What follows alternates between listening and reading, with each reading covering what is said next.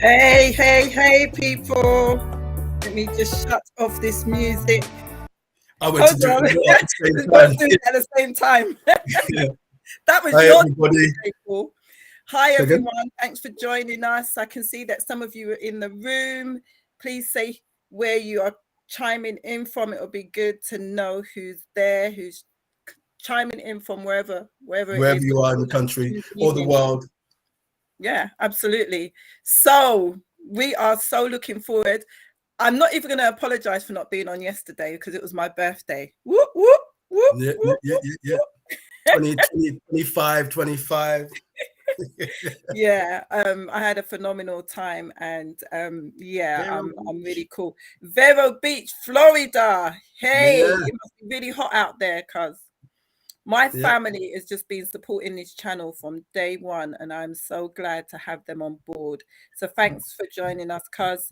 We're in London, fam. Famlord Fam Chick, Lord Chick. UK in London. Yeah, it'd be good to know whereabouts in London you're chiming in from. Paul, do you want to go first with the disclaimers? Share a little bit Yes, I about will. yourself. No, again, hi, lovely Some people. people might not know Glad you, to- so So lay it again. down. I said some people might not know you. This could be the first time they're chiming in. Okay, well, if this is your first time chiming in, as my sister says, I'm Maurice, also known as Paul. So if you see some people saying Paul, that's because our parents are like that as Jamaican, you know. You have it, well, not even that, because it's still in the African community as well, you know, as we are. So my disclaimer is that everything I say, you need to listen to it and abide by it and do it. No, on a real, we've gone through different trials in this life, different situations that has given us inspiration, has broken us, lifted us, etc. And so we're sharing our experiences with you in the hope that it will motivate, empower, and touch your lives at the same time in one way or another. Hoping that you get some nuggets from this as well in this conversational piece from now and in the future, what we have. But don't hold us responsible if you try the things that don't work for you. Yeah, you can't sue us, because this is the disclaimer now. All right, no, but on the real, hopefully you'll try some of the things that we say, or put out there, and hopefully it will work for you. Yeah. Yeah, awesome. So I always say I don't know everything, but what I do know, I am going to share with you. Absolutely share with you. Me and my brother are both transparent. We love empowering, inspiring people to live their best life, and this is what this is all about. We're just sharing our experiences with you, and we are fortunate to have others that are on here that are Absolutely. willing to share their experiences too, just to enrich you, to educate you. We are not too old to learn. We are not too old to change. And I've just learned that in my whole 50 odd years. I can say that now, innit? 50 odd years of living, that I've evolved, that I've become and becoming. And, what we share on here, you can take it away, you can run with it, you can use it. We're not trying to, charge you for anything. It is just free advice, free education. It's just to enrich you, to uplift you, to help you. Relationships are difficult, they're challenging. Absolutely. And so we're just here just to share our experiences with you and hope that you're enriched by them. And, if you try something and it doesn't work, try something else. Do you know what I mean? There's Yeah. books out there, there's audios, there's other podcasts. That But just yeah, reminds that's me of what the song we share "Try here. Christ." Yeah, absolutely. Why not try Christ as well? So yeah, that's what we're here to do. And we always do that disclaimer because we don't want none of you to come back and say, oh, do you know what? Debbie said, Maurice said, we're Yeah. not about life. We're just here to encourage and inspire you. So we have some phenomenal guests. Yes, we do. We have Jackie who's back with us. We have Chuma who's back with us. We have Marilyn who's back with us. Over the last couple of weeks, if you've been privileged to join us, and if you haven't seen the videos before, please, please, please watch the other videos. It will just keep you up to date, keep you up to speed with what we've been Absolutely. talking about. So those guys are back, and we've also got two other guests? Yeah, we've got Yes, it two is. guests. Well, one's trying to get in, which is The a men are really close friend of the representing family. today. Huh? So is it again? I said that one is a close friend of the family, which is Doran, but we Yeah. also have Anthony, who will be coming in sharp shooting, hitting young Pew, man. Yeah, pew, pew, yep. Yeah, so it's literally like the men are so representing today. I'm so glad to have the men on board. And so, yeah, I'm looking forward to like closing my mouth. Well, I'm not looking forward to that, but I'm going to be closing my mouth and listening That's to Chimmer. some You of have to what watch they've got Chimmer. to You have to say. watch Chimmer. Chimmer's the one. He'll shoot you. I know, like Yeah? he just came hard hitting. Like the other week, I was like ducking. What did he say? That's my little Yeah, brother he there, was on proper on fire. So yeah, we are going to introduce them shortly. So just to recap, the whole title of this is What a Man Wants in a Wife, and are you wifey material? And the reason why we did it as a trilogy was because it's such an in-depth topic to speak about on just one podcast, and so we've been breaking it down over the last 3 weeks, and tonight is the finale. So like, get your popcorn in it, get your popcorn, get your glass of wine, get your tea, get your snacks, because we are definitely going to be going over the hour today. I know that for certain. And please comment. Please in the chat. Make sure you comment in the chat. Also, what I wanted to say is that you can put topics in there for us to cover if you like us to cover them, and we'll look at them and discuss them between ourselves as well, in the hope that we will present a good show for you, if you want to call it a show. So I'm going to put this on the screen. I want you to like, to share, and to subscribe. You know this, you know the whole deal, people. Share, let your friends, family know that we're on and we are live. And so now that we've done all the preliminaries, we are going to introduce our guests one by one. You can introduce the men, I will introduce the women, because like when you don't want to say nothing, like I might like saying one bad man from Road, innit? No, I will introduce the two ladies and you can introduce the men. So we have Jackie, who is a phenomenal woman. She is just like a really dear friend of mine, privileged to call her my friend. She is also a psychologist. She just has nuggets. She has words of wisdom. This is a woman that I go to, like she's my go-to woman for wisdom and just upliftment and encouragement. And so I just want to introduce her first and foremost. So welcome, Jackie, to the platform. Gym time. Good to be here, hanging out with the family. This is good. Nice vibes. I'm enjoying it. Absolutely. Definitely. So do you want to go next, Paul, and introduce one of the guys? Yeah, I will do. Because he was here before, don't take it bad, Anthony. I'm going to go with my little brother, Chuma, who is a phenomenal speaking man. He has so much, like you said about nuggets.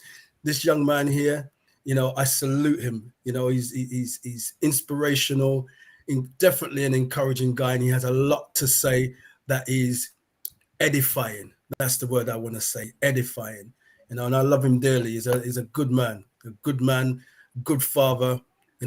Been through situations, but he's strong, and he's a man of God. As well. So that really is a wonderful thing for you, Chuma. Here he is, Chuma. Thank you, guys. Welcome, Chuma, again to the platform. Thank you for having me, Paul. Those were some amazing, kind words you said about me. I appreciate that. Real man. Thanks for having me again, Debbie and Paul. Appreciate that. And hi, Jackie. Hiya. Oh, yeah. So next up is my dear friend Maz, and she's not going to be on with us very long, but I really want her to come on and share some of the nuggets. She's been married for 20 years next month, and again last week she just shared some nuggets that it actually had me ruminating on it. Like I was really regurgitating some of the things that she was actually saying last week. And so I want to introduce my dear friend Maz to the platform. Welcome, Marilyn.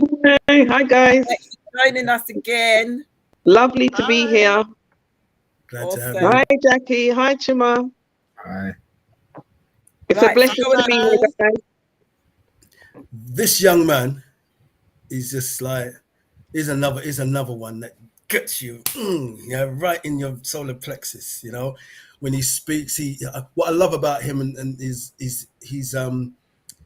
analytical. He's what did I say about you today, Anthony, and made your head get even bigger. He he tells it like it is. He doesn't mix it up. He's real. He's a real stand-up guy, you know, and I salute him as well. He's a good man, you know, and so it was just short notice, and he said, yep, no problem, you know, and here he is, my dear friend and brother, Anthony. You call Chuma phenomenal, so you know what? I need. So yeah, short take me, Chuma. Maybe using a little argument thing now. I'm gonna have to try and best you, so I'll get called phenomenal next time. Yeah. But yeah, I'm a father of 2 kids, married 15 years.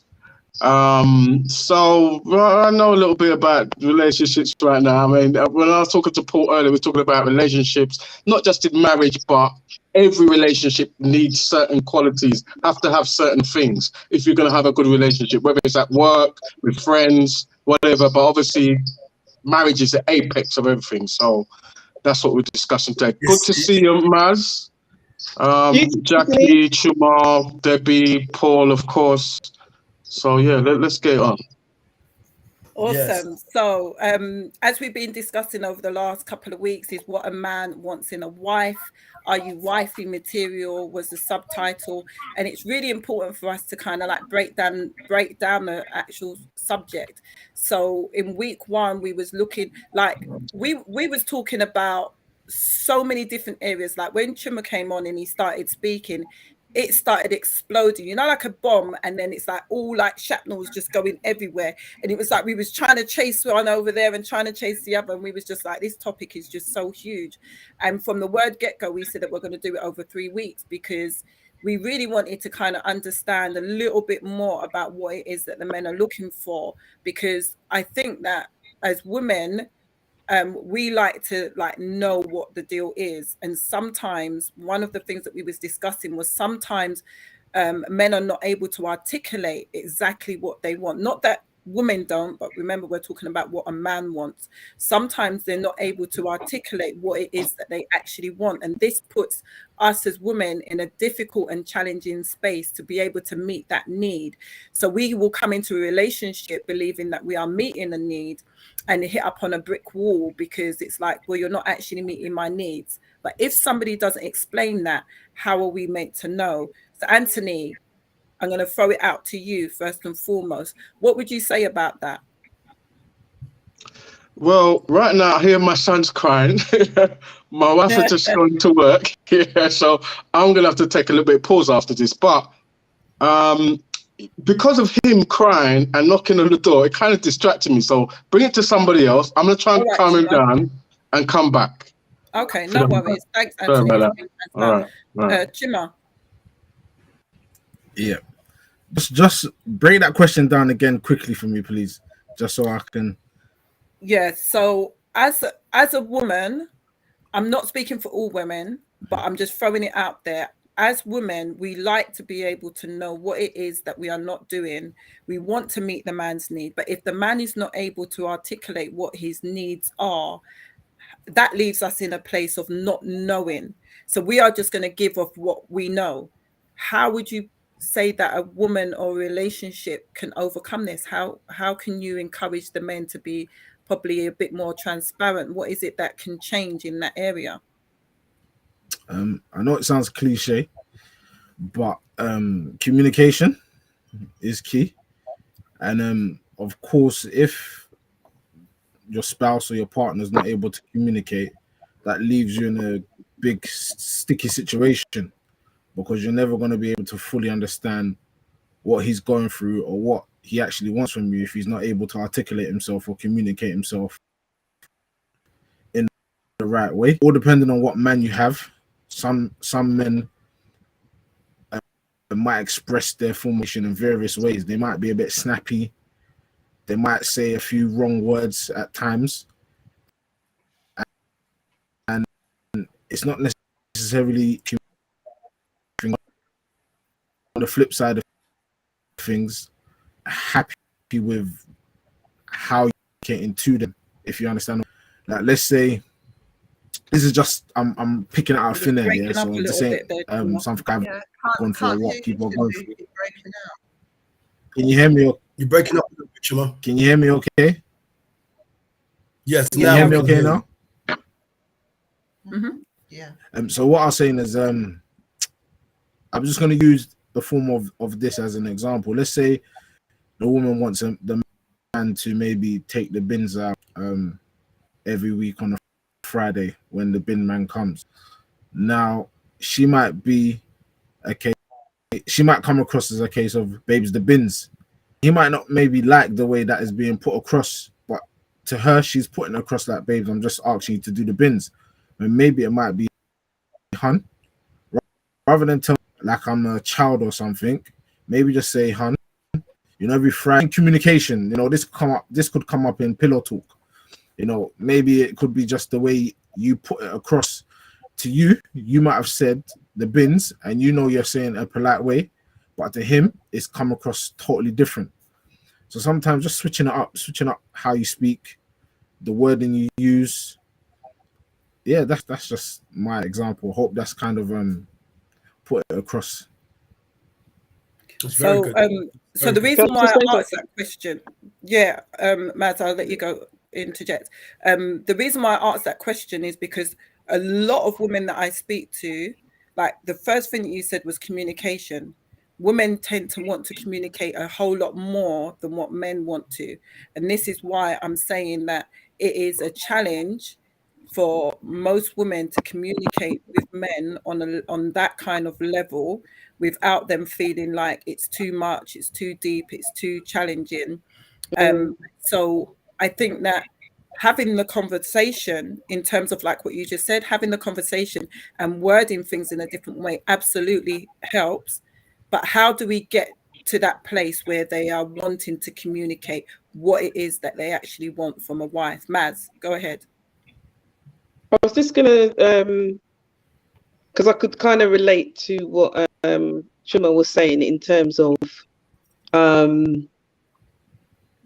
saying it like in a different way. Because I've been in scenarios where I've said something and I've thought I've not said it in a way where it's offensive, but there's sometimes I think sometimes you may say something that is not offensive, but obviously it comes across as offensive. So it's trying to find a balance on how that person's going to receive it in a different way. And sometimes that can be very, very difficult. See, Very, I very was difficult. going to say that 2 or 3, 4 times, and it'll be like, okay. How many more times can I say? How many more different ways can I say this? See, I think that some men. One minute, Anthony. Go ahead, Paul. Some men, again, we talk a lot about trauma as well. Yeah. So for some men, they've grown up a particular way, and sometimes, it might be a mother or let's say from a perspective, a mother that always shouts at their child and speaks in a negative way, and that's his translation. So something that comes out for him, it sounds exactly like his mum, and so at a young age, you're not able to say to your mum, who are you talking to? Don't talk to me like, well, nowadays these children are doing it, but that's a whole different subject, but you're not, normally you don't really talk back to your parents like that, so then when you're at an age where someone's trying to speak to you on the same, what you translate as negative behavior or communication, you respond accordingly. So a man will be like, who are you talking to? Don't talk to me like that. And he's offended by it. I was that child. So I'm saying it through experience, that even my wife said something to me the other day, and I asked her, why did you say it like that? Because you don't normally say it like that. And I said, I know you're not saying it to offend me, but your normal way of saying something is this. This was just something completely different. So for me, I think that there are men that have been traumatized by whatever man or female that has done that, or that even older, you're then with somebody who is a woman who is dominant over you and speak to you in a derogative way. So you as I think for me, I'm speaking from my experience, I have to learn to not take everything so personal. So it's not always if I'm answering the same question as well, it's not always a negative, However, I do believe that when you're with somebody, a woman's with a man, she should get to know how he is. So you're able to translate that information effectively, and that he's not going to feel belittled, because that's what it is. No man and women, we don't want to be belittled. We're men. And so if you're talking to me like I'm nothing, then I'm going to respond accordingly, and I might play bat and ball with you, or I might go silent. There's lots of different things here that can happen. So I don't know if I answered. I kind of went off on a little bit. Kind of went off on a tangent because I just said that. I know. No. I'm saying that's fine because it's still valid. What I'm saying is, how do we get to the place where we can communicate effectively to understand what a man wants?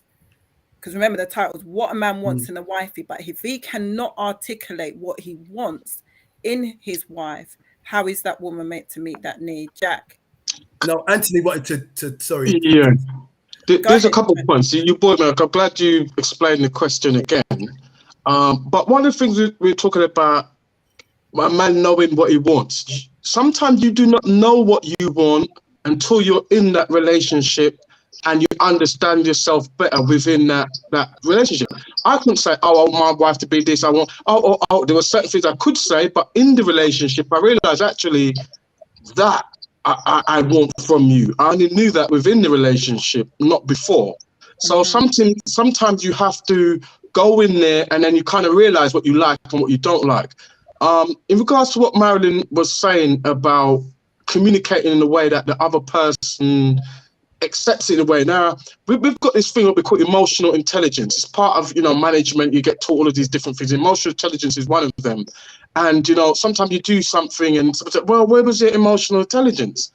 But it doesn't actually work. It's like, it's not a science, it's an art. So where Marilyn would do it, thinking very emotionally intelligent, and say, okay, this is where I should do it. She does it that way, but that person, you don't know how they think, how they might take it. So no matter how you try, like Marilyn saying, sometimes no matter how you try, it comes across wrong to them. You cannot perceive how it's going to be taken. So it is a bit of a struggle sometimes, no matter how you do something. But in regards to sort of how men and women communicate, I would say that I'm a person that likes to communicate, yeah. And I'm not even talking about in my marriage, but I've had people that I work with that it's important that me and the people you work with have good communication. I'm the one that wants to communicate, but they always want to keep silent. They want to sort of brush certain things under the carpet. So it's not always a man that doesn't want to communicate. It's a woman. It really does depend on the individual. I suppose maybe generally women are more communicative, generally. But I think this is an issue that we all face. Bad communication, lack of communication, trying to understand that person. And all you can do when you communicate a certain way they don't accept it, you try and just let them know where you were coming from with it. But like I say, I think a lot of us men, and I suppose a lot of women, don't really know what you want until you've been in a relationship, at least been in one strong relationship before. I've never had a long relationship like I've had with my wife, where I can now see things that I think, nah, I really don't like that. I wouldn't have perceived that in advance. So a lot of it is going to be learning what you like, what you don't like within that relationship, and we've got to be prepared for that, I think. Awesome. So Jack, I'm going to go to you, and then Paul, I'm going to ask you if you can read out some of the comments because they're coming in quite thick and fast. Yep. Okay, just in listening to everyone, there was a lot that I think you all offered. And one of the things that Paul referred to was, in the way that a man is made to feel in the request. And one of the things I've come to realize that with men, one of the three things that they need or they look for is peace, respect, and intimacy. Mm-hmm. And so, going back to the, taking out the bins, instead of saying to him, can you take out the bins every Friday? How about approaching him with, babes, I need you. I need you to empty the bins for me, please. Because a man needs to feel needed, And I remember, you know, I've spoken to a lot of men over the years to try and get to understand what it is that works for them. And I myself have practiced it, you know, going from, can you do this? Can you do that? Can you put that there, to actually starting it off with, I need you. And I've seen how men have responded to that because they want to feel needed. But there is this culture amongst women, as in, me no need no man. Whatever him can do, me can do better. Yeah. And when we put that over to men, they come ready, you know. Yeah, guns blazing. I'm just, ready, you know, do it yourself then. You think, you know, you can do everything yourself, do it. So they come with this, but it's because of how the woman is presenting herself. But if she presents herself as, you know, babes, can you open this tin for me? She can well open the tin. Part of the intimacy. It's part of the, oh, thank you, darling. And so when she needs something extra from him, because he knows how she makes him feel, he's going to be ready to do the more difficult and the more challenging things. So you know, we're equipped to nurture children. And so we are also equipped to really nurture a man, to feel respected, to bring him peace, and to be part of the intimacy that he's Wow. Absolutely. I'm gonna throw a curveball on that. You know, I like curveballs, Paul. Like, Go on then. throw them some. Go on then. And a few That's why he's here. We like to duck, you know. We like to duck them curveballs, yeah. Don't get it twisted. Got them. Yeah, it's funny because you know, for me, it's like I just want you to say what you really want. I don't like dressed up language. You know, that's why I don't like TD Jakes' books, because it's all flowery language. I feel just can you take the bin out for me? That's fine. I need you to. What do you mean you need me to take? I'm always going to make a comment. What do you mean you need me to take out? Because I'm thinking, where is the realness in that? I just want you to be open, honest. What would bother me is when you're like, you go and take out the bin every time, and then next thing you're different. Oh, you never take out the bin. I'm always taking out the bin. Just be open. I want you to take out the bin. Anthony, can you take out the bin for me? So yeah, I can do it. All right, no, I'll do it later. Whatever. Just be straight, open, and honest. So when I talk about what I want in a relationship, these are the things that I know now. Yeah. That is very, very important to me. Open, honesty, straight, loyalty.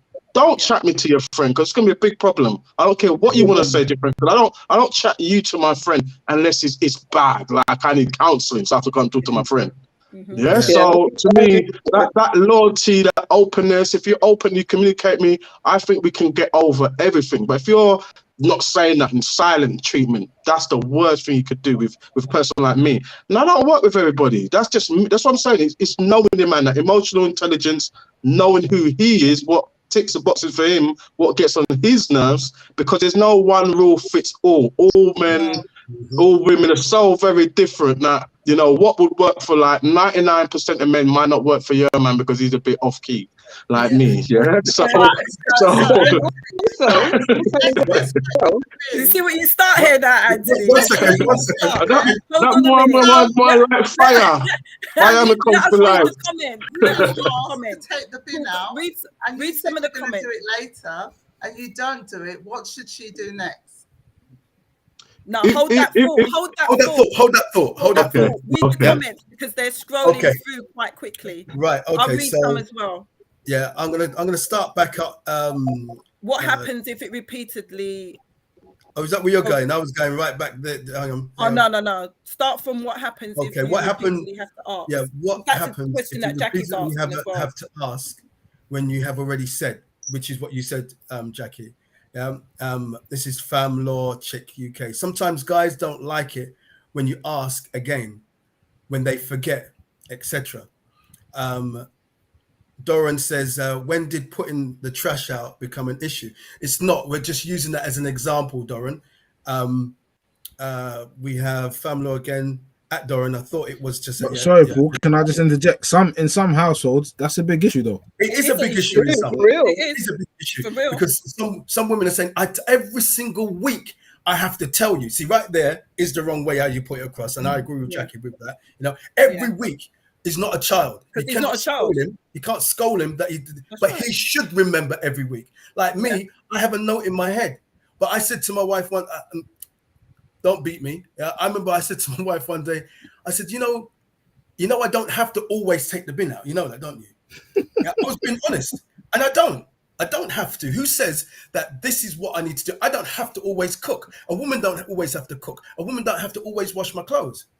You see what I mean? But it's an unspoken agreement, isn't it? It's like an unspoken thing. I said it, and then she was taking. My wife takes out the bin sometimes. Yeah, you know, absolutely. I always have a mental note that the bin man's coming.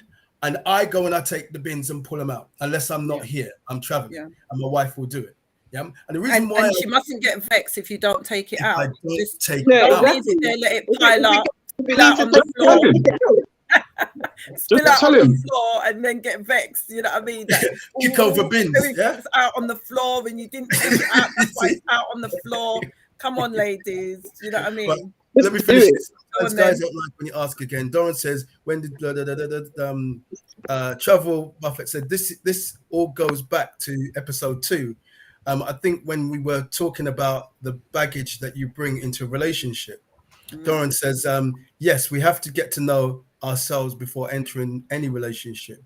Doran again says, well, they need to get themselves into parliament.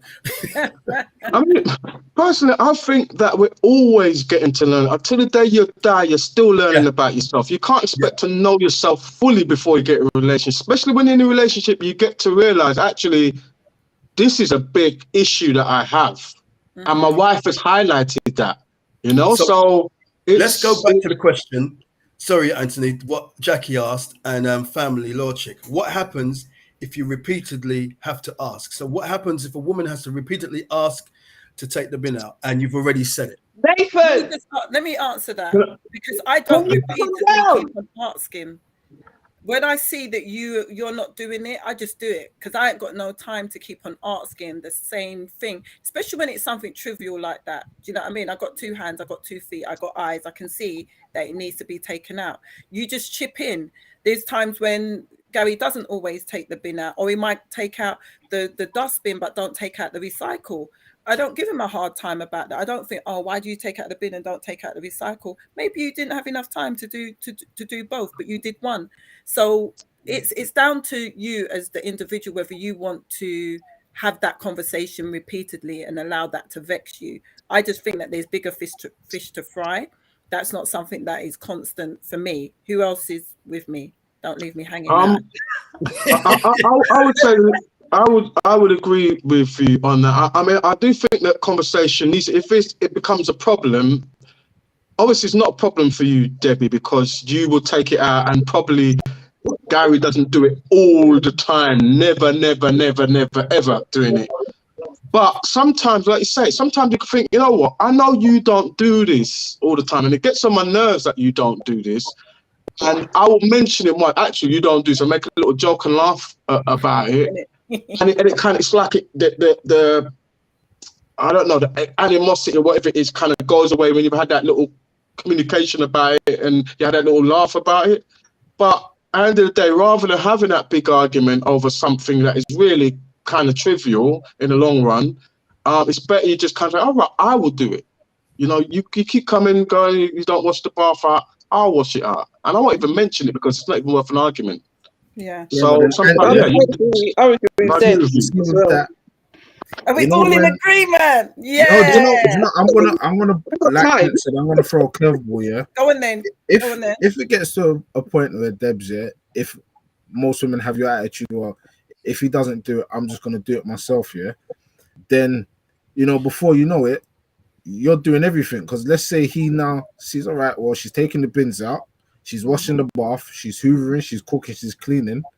Well, I just kick back and put my feet up. Mm-hmm. And then it becomes, this guy's lazy or he's taking advantage of me. Mm. But before it gets to that stage, you have those conversations, because I think that if you if this person, like Anthony said, every so often don't do it and you step in, yeah, that's nothing. But when you see that somebody is like negating their responsibilities or seem to be negating their responsibility, because remember, some of these things are unspoken agreements. You now have to say, right, I thought that this was an agreement here. You was doing this all the time. Now I notice that I'm doing it. So let us work out who's doing what so that there's no misunderstanding. And if on the odd occasion you just don't have time to do it, I will do it.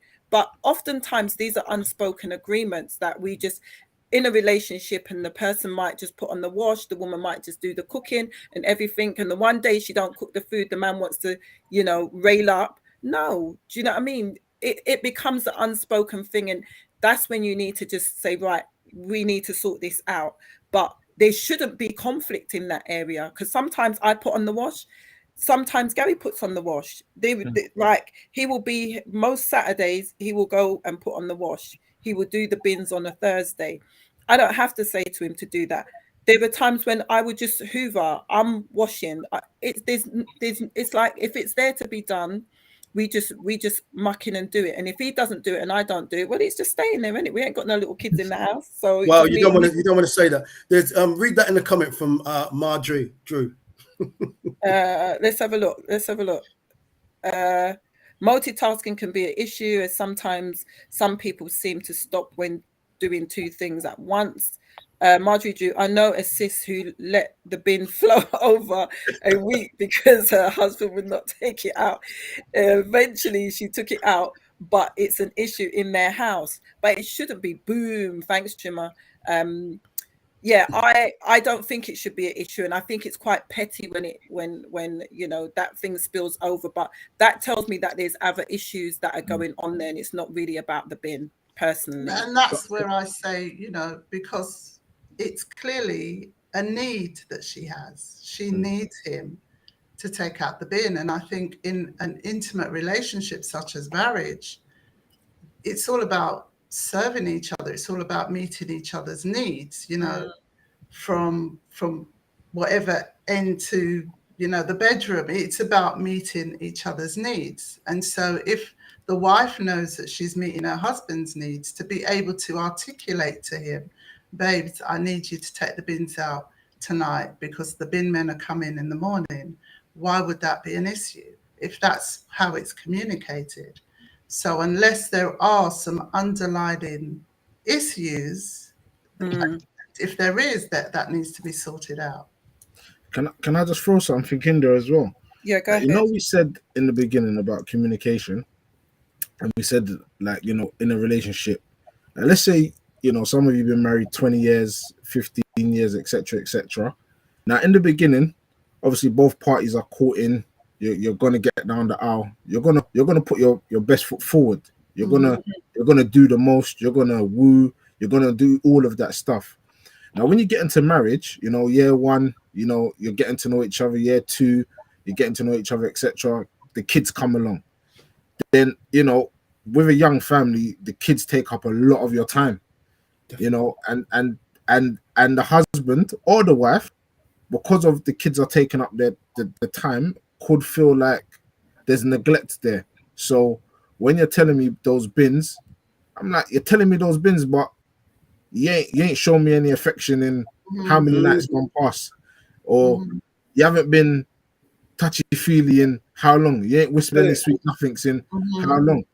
And those are the real nuts and crux that we need to get into, because there is affecting marriages in but that's what I was saying, Chima, when I said there's other issues. When a small issue like the bin becomes a big issue, then there are other issues that are going on. And what you're speaking about are the bigger issues that are going on underline, why the man now is just like, I ain't taking out the bin. I ain't doing it. Do you know what I mean? But what this is what goes back to you not voicing. This is what I was saying in the beginning. You not voicing what the challenges are, what needs she's not actually meeting. This is like, you're not communicating that. If you're communicating that and a woman is negating that, then that's something different.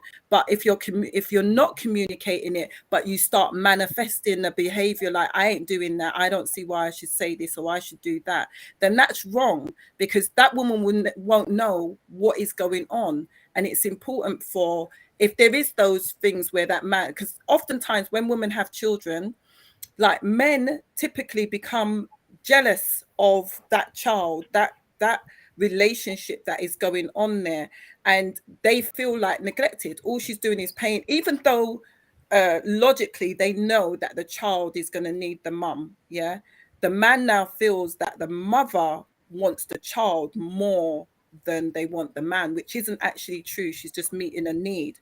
Now, if that, and this is something that is unspoken, a lot of men don't voice that. This is when a lot of men, not a lot, let me just say, this is when some men have affairs because their wife is showing attention to the child and the man feels as though he's not getting any attention, and outside attentions are being shown to them.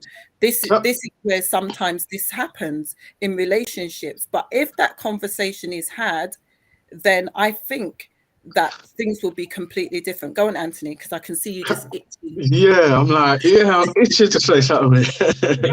But can we have some consensus among the men? Did you feel that way? Because me personally, when my child came, my first one, obviously my second one didn't come, I didn't feel that way at all. I mean, I knew the child was more important to my wife than anything else, but I didn't feel any way at all. I didn't feel I'm competing for your love. I mean, I suppose I gave more love to my child, just like my wife did, than to each other, because that child, my wife can look after herself, I can look after myself. Our child needs to be looked after. So I didn't feel that way. So I'm not sure if it's a bit of a stereotype, because I've heard this sort of talk before, or it's actually, you know, prevalent among most men, or just a certain amount. I just don't know. But I didn't have that experience. How about you, Chuma, and you, Paul? No, do you know, and yeah, in all honesty, with my own case, I'm like you. I got stuck in. You know, I did shared parental leave, so I had my son by myself for a period of time. I was off, and I saw the hard work, how much it took. So I understood that. Oh wow, I can see why. If I get home from work, there's no food, because I see how much energy the child is taking from you, or you're doing this, you're doing that, and you don't get a breather to yourself. And it made me value what the woman goes through during that period. It made me understand that, do you know what? Big kudos to you. Like, do you know what? Take a breather. I've got this. Like, go do your nails, get out of the house, do what you need to do, because I fully understood, and I got to understand how that whole maternity leave works and the breastfeed and everything. And I think for a lot of men, maybe go through what Debs was speaking about, it's maybe because they're not that well in tuned to the process of looking after that child and what their wife is going through. So the neglect feels, or they feel like, oh, you're giving all this love to the child. But how's about when you get married, it's about you loving and dying to and giving everything to that other person. So when you start feeling like that, you need to then say to yourself, am I serving my wife? Am I saying, all right, take a breather, let me look after the child, or let me massage you, let me cook food, or all those other things, and then maybe make you feel not neglected because you're serving, you know? And if you're serving,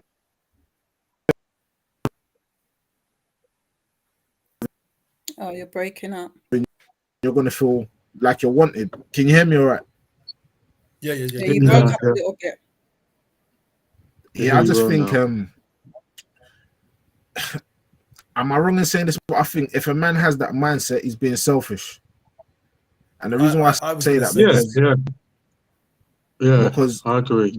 We all, let me just say, Dorrance said no meat, and so he's in agreement with both of you. He didn't actually feel like that. Family law chick said this can be true. We see a lot of family law cases around pregnancy and birth. But is that just a question quickly to family law chick? Quickly. Mhm.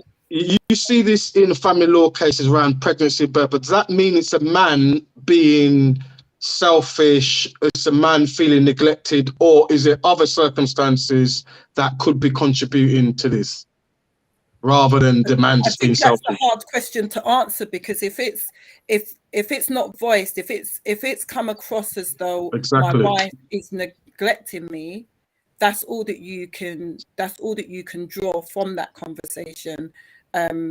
You would So it might be a bit more complicated than that. That's the point I'm making, rather than just a man being selfish. Sometimes the man just needs to understand the woman's point of view. Like, bro, she's breastfeeding, she's a nursing mom, yeah. Her energy is zapped. She's doing this, doing that, yeah. So sometimes she's not gonna want to give you the goods at night time. It's just fact. You gotta understand her libido might be really low. She might be drained, and you as a just gotta understand. Yeah, and for some it's not like that. Some it enhances. You know, I've been on both ends. You know, where someone is advanced and someone who's decreased. You know, for me, I just loved every moment of that. Here's my baby. You know, see, intimacy isn't just about the penetrative measure of it, but even if she wasn't having sex, you're laying down and you're rubbing the belly, you're talking to the baby, intimate.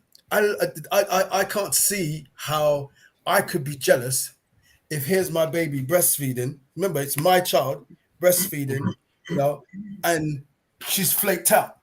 You know, I might have to come and take the baby and put the baby back in the cot and just cover her up and let her rest. You know, I think for me as well, Chima, I think that, and I think that if any man is in that place, we need to question him and where his head is. You know, come on, baby, come on, baby, come on, baby, come on, baby. No. You know. Okay, so that's the majority of men. I just don't feel that's the majority of men. I mean, right now we've got at least 4 men in this conversation. 4 of them saying, no, that wasn't the case for me. So I'm just not sure whether it's a bit of a stereotype or not. I don't think that it's stereotype, probably because I'm coming from the perspective of knowing many women that this has happened to, where they've experienced that in their relationship with their partners on different levels, you know, where it's the unspoken thing about, oh, you know, it's all about the child. What about me? Do you get what I mean? Unspoken. So have you heard from the man? This is. Have you actually heard from the man, or is this assumption that's been made? If somebody, if like for instance, we're talking about the dustbin scenario, yeah, and it seems as though it's an expectation from a woman and an expectation from a man to take on these kind of roles. So a man understanding a woman's body's changed and she's going to be more tired, she's going to have these times where she's not going to want to be intimate. It's kind of like a done deal. This is what is going to happen for a period of time. But again, I've heard it from men and I've heard it from women that women have used it as an excuse to not, you know, be intimate, that they are into the child a lot more than what they are into their partner. And I've heard it from men where they feel totally neglected, feel like, you know, my wife is not, you know, being the same since she's had a baby. And I think that from my perspective, speaking to women where they feel like this is something that has caused conflict, as far as for me, it didn't happen to me when I had my children. But I think that when I've had conversations with women, they have felt that pressure to have to be intimate, to have to be awake, to have to be able to, you know, be intimate and give that time to their husband. And it can be difficult and it can be challenging. So we're talking about various different people. We're talking about 4 men on here who's saying that hasn't happened to them. Jack, what has been your experience? Because you would have probably. I like what Dor has written, because that was my conclusion with regards to those men need to grow up. It's just, It's so refreshing to hear, you know, you 4 men speak the way that you have spoken with regards Absolutely. to how you respond to your, you know, your child and the mother. In that, you know, I like where Chuma said, you know, it's about serving each other. And right now, my wife has given birth. She's done, you know, this major labor of bringing forth another human being. Let me look at ways of how I can serve her, rub her feet, rub her back, run a bath, take her to the child.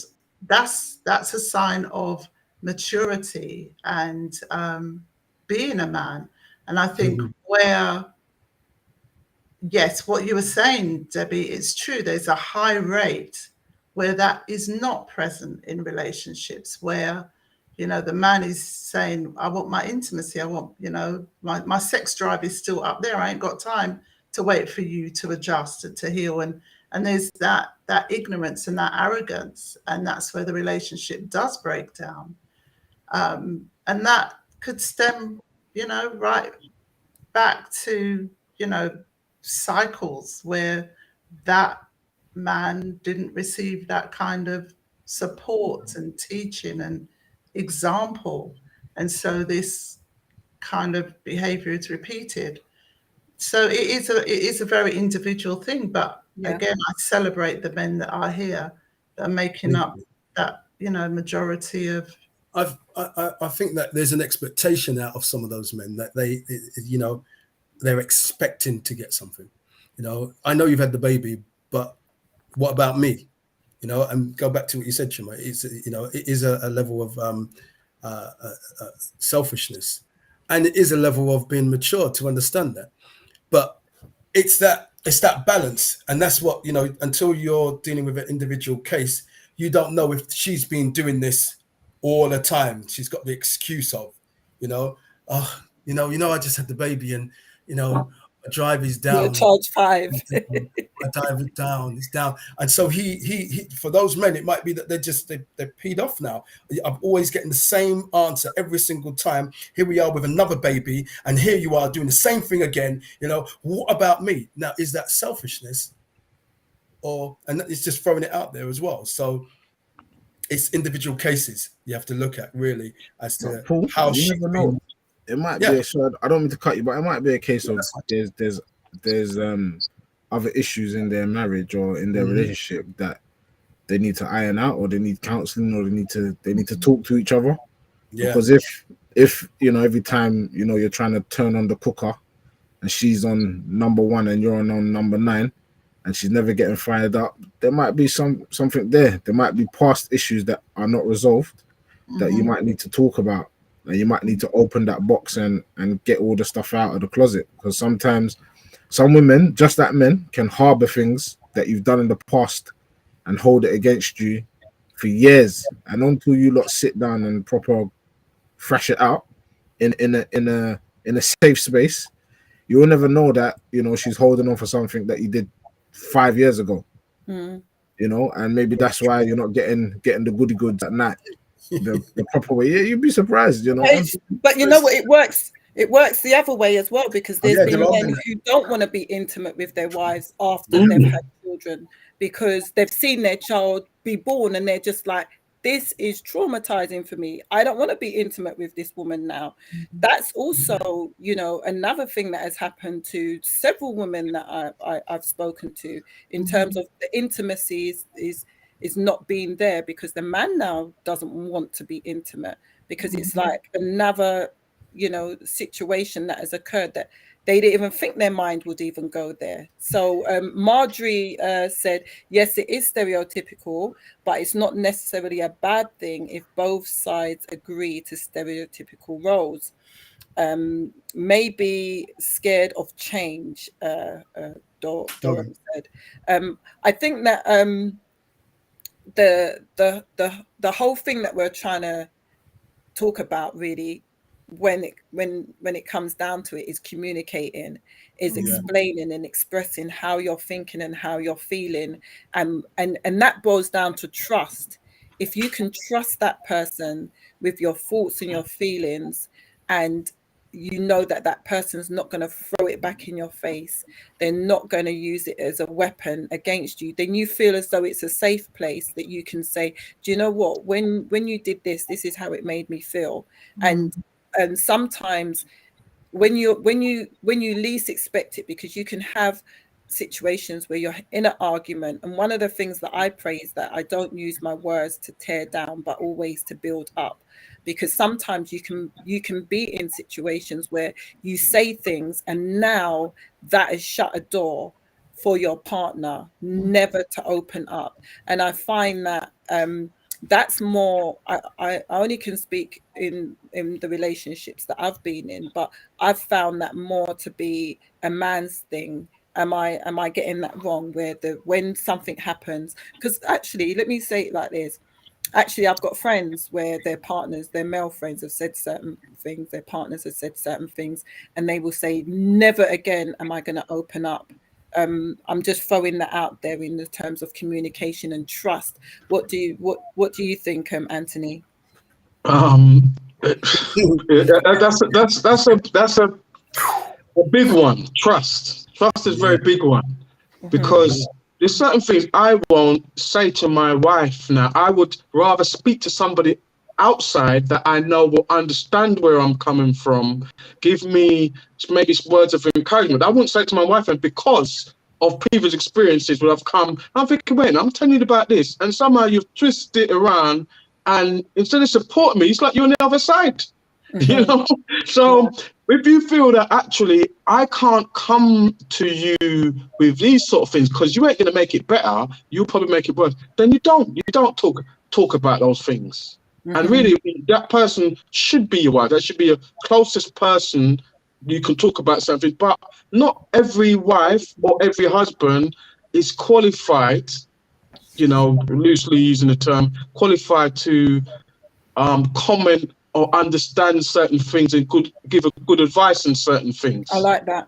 Yeah, I agree. So unfortunately, sometimes that's where you go outside and speak to other people that you feel actually they're going to give me better advice, they can give me better encouragement, and this is who I go to about certain things. Unfortunately, it's about trust. Can I trust when I tell you about something, you're going to give me the sort of direction, what I need to hear, give me good advice, make me look at it from a different perspective, support me, whatever.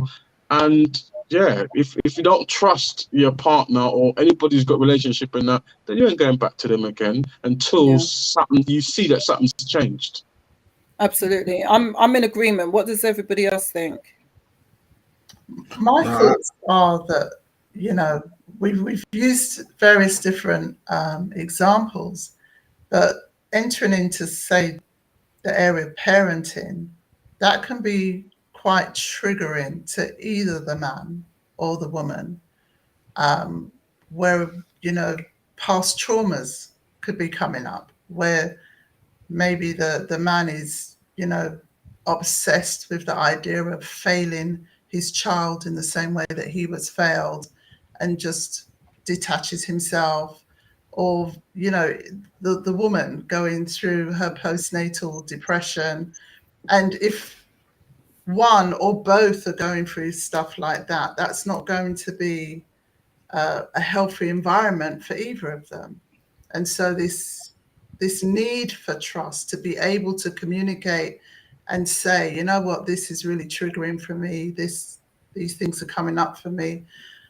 But as Anthony said, sometimes the other person's not equipped to handle that and manage that. They may take things personally, and make things worse by their reaction.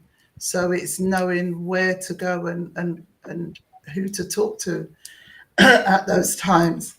And I think we all could agree that, you know, having a healthy village is something that is lacking in today's society, you know, with regards to family being close to support in times like that. But it's something that's very much needed. Absolutely.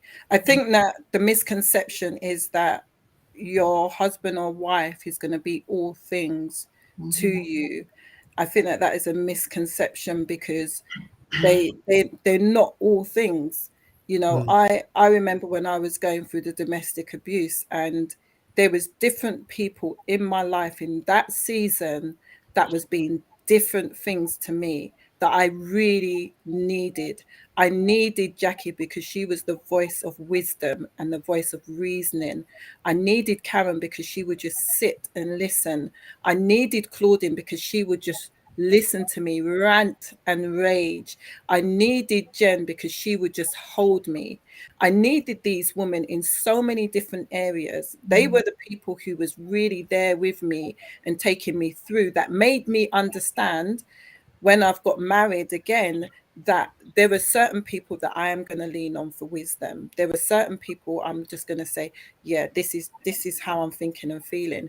And I think that if you think that your partner is going to be all things to you, I think it's unfair, because you expect them to do too much, and it's not going to happen, and that resentment will build up because they're not being all things to you or for you. And I think that's what I like what Anthony said. Let me read Doran's message. He said, maybe scared of change. That was in relation to what we were speaking about before. If there's no communication, what are they doing? He said. Marjorie said, Dor, when they are not communicating, they are going through the motions of relationship building up resentment. And Dor said they should end the relationship. Okay, yeah. So anybody can answer that after what, Paul, after you say what you're saying. Yeah, and you said something earlier on, which I believe, is true, and some of what you're saying as well, Debbie.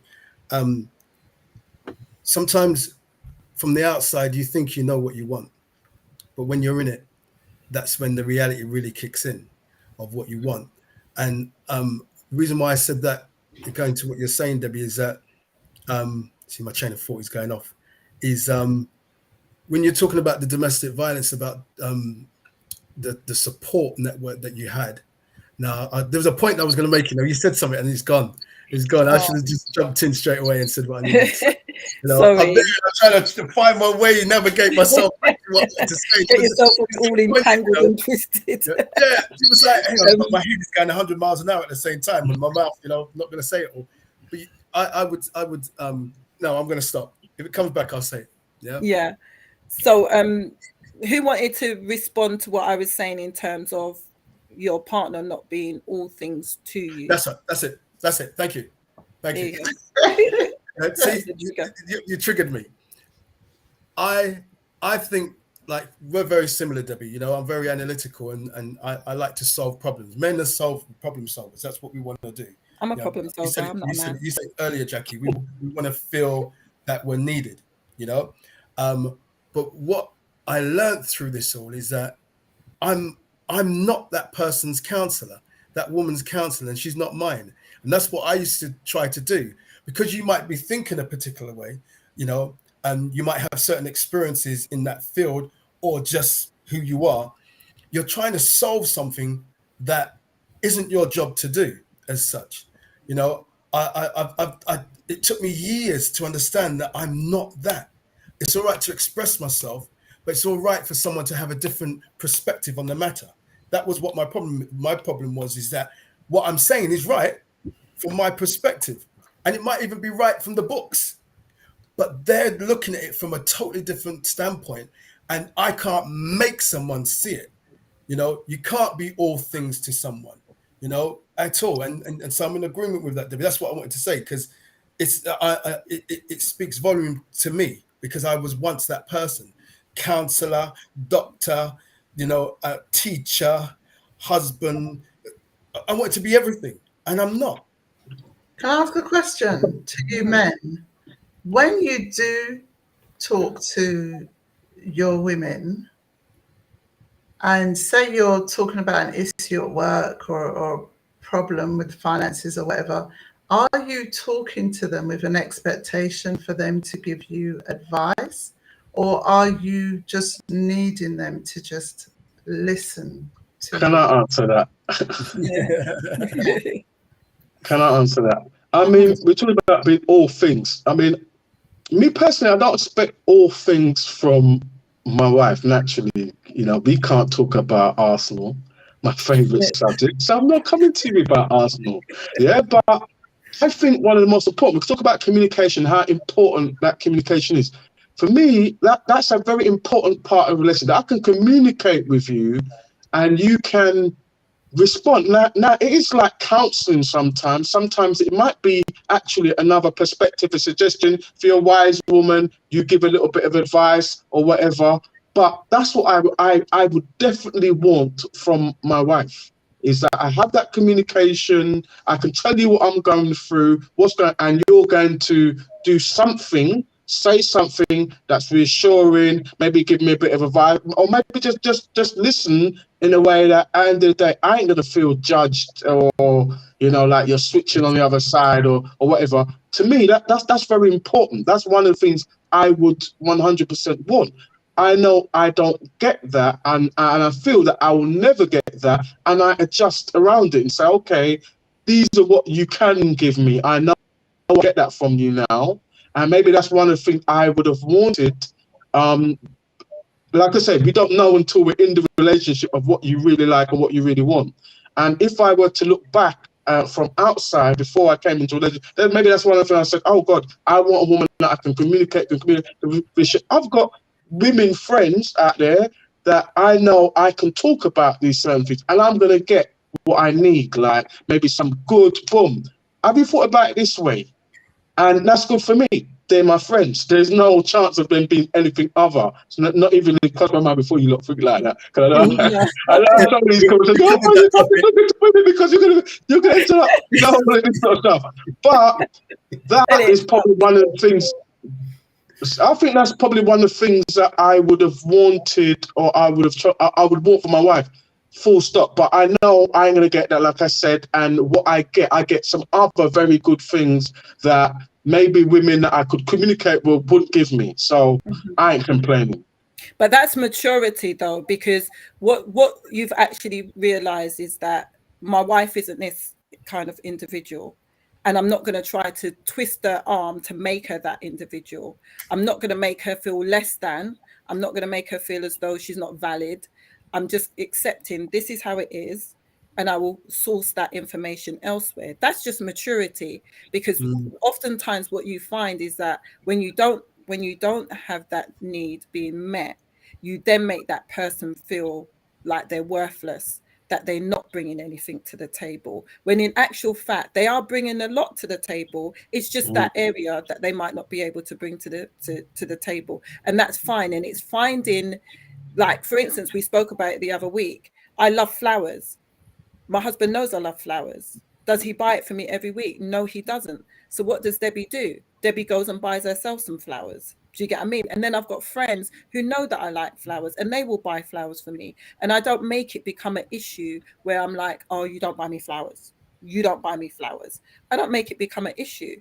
And it's understanding what that person is able to give in that relationship, and accept that, and not try to twist their arm for them to give you something that they're not able to give. Not everybody's that capacity to give you everything.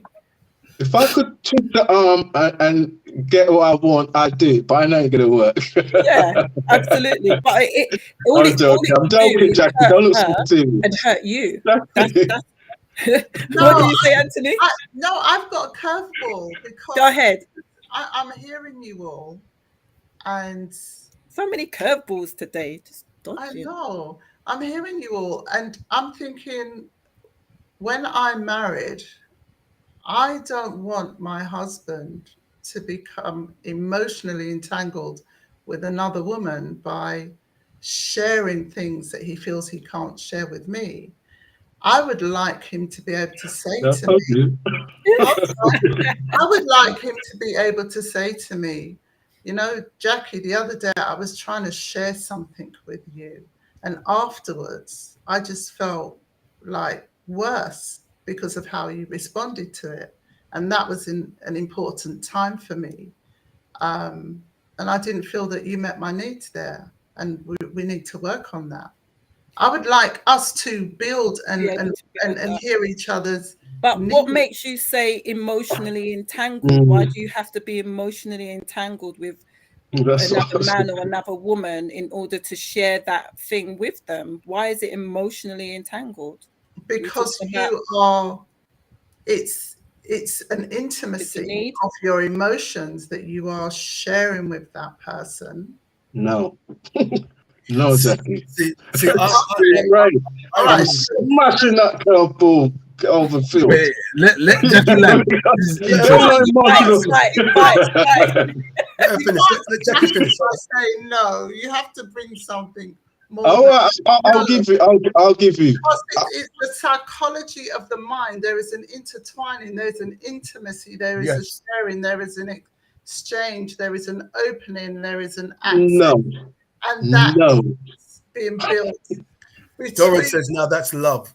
Jackie, you're right. No. Let me go. Before you tell Jackie she's right, yeah? You tell Jackie she's right, yeah? Let me put my big sideline in at this. Is my yeah?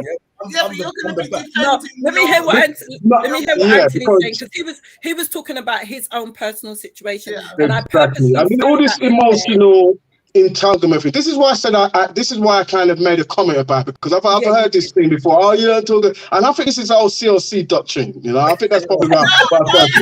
Sorry.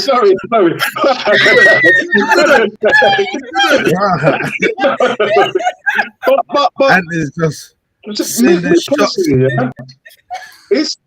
there's no if we talk about emotional, yes, there's emotions involved in every sort of conversation. If something's gone on in your life and it might have an emotional aspect to it, it doesn't mean that emotion has anything to do with a kind of sexual relationship. And I think that's the difference. If no, she kind didn't of say that though.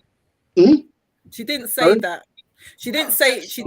I didn't. No, but when I hear about emotional entanglement, that's what I think. Because what they kind of say is that if you start talking to another, next thing you'll get really attached to them, and next thing you kissing, and all that. No, well, personally, I don't, because I have male friends, I have female friends, yeah. Right. And whoever it's about, I know certain people are more equipped for certain things. Like my wife is not you, Jackie.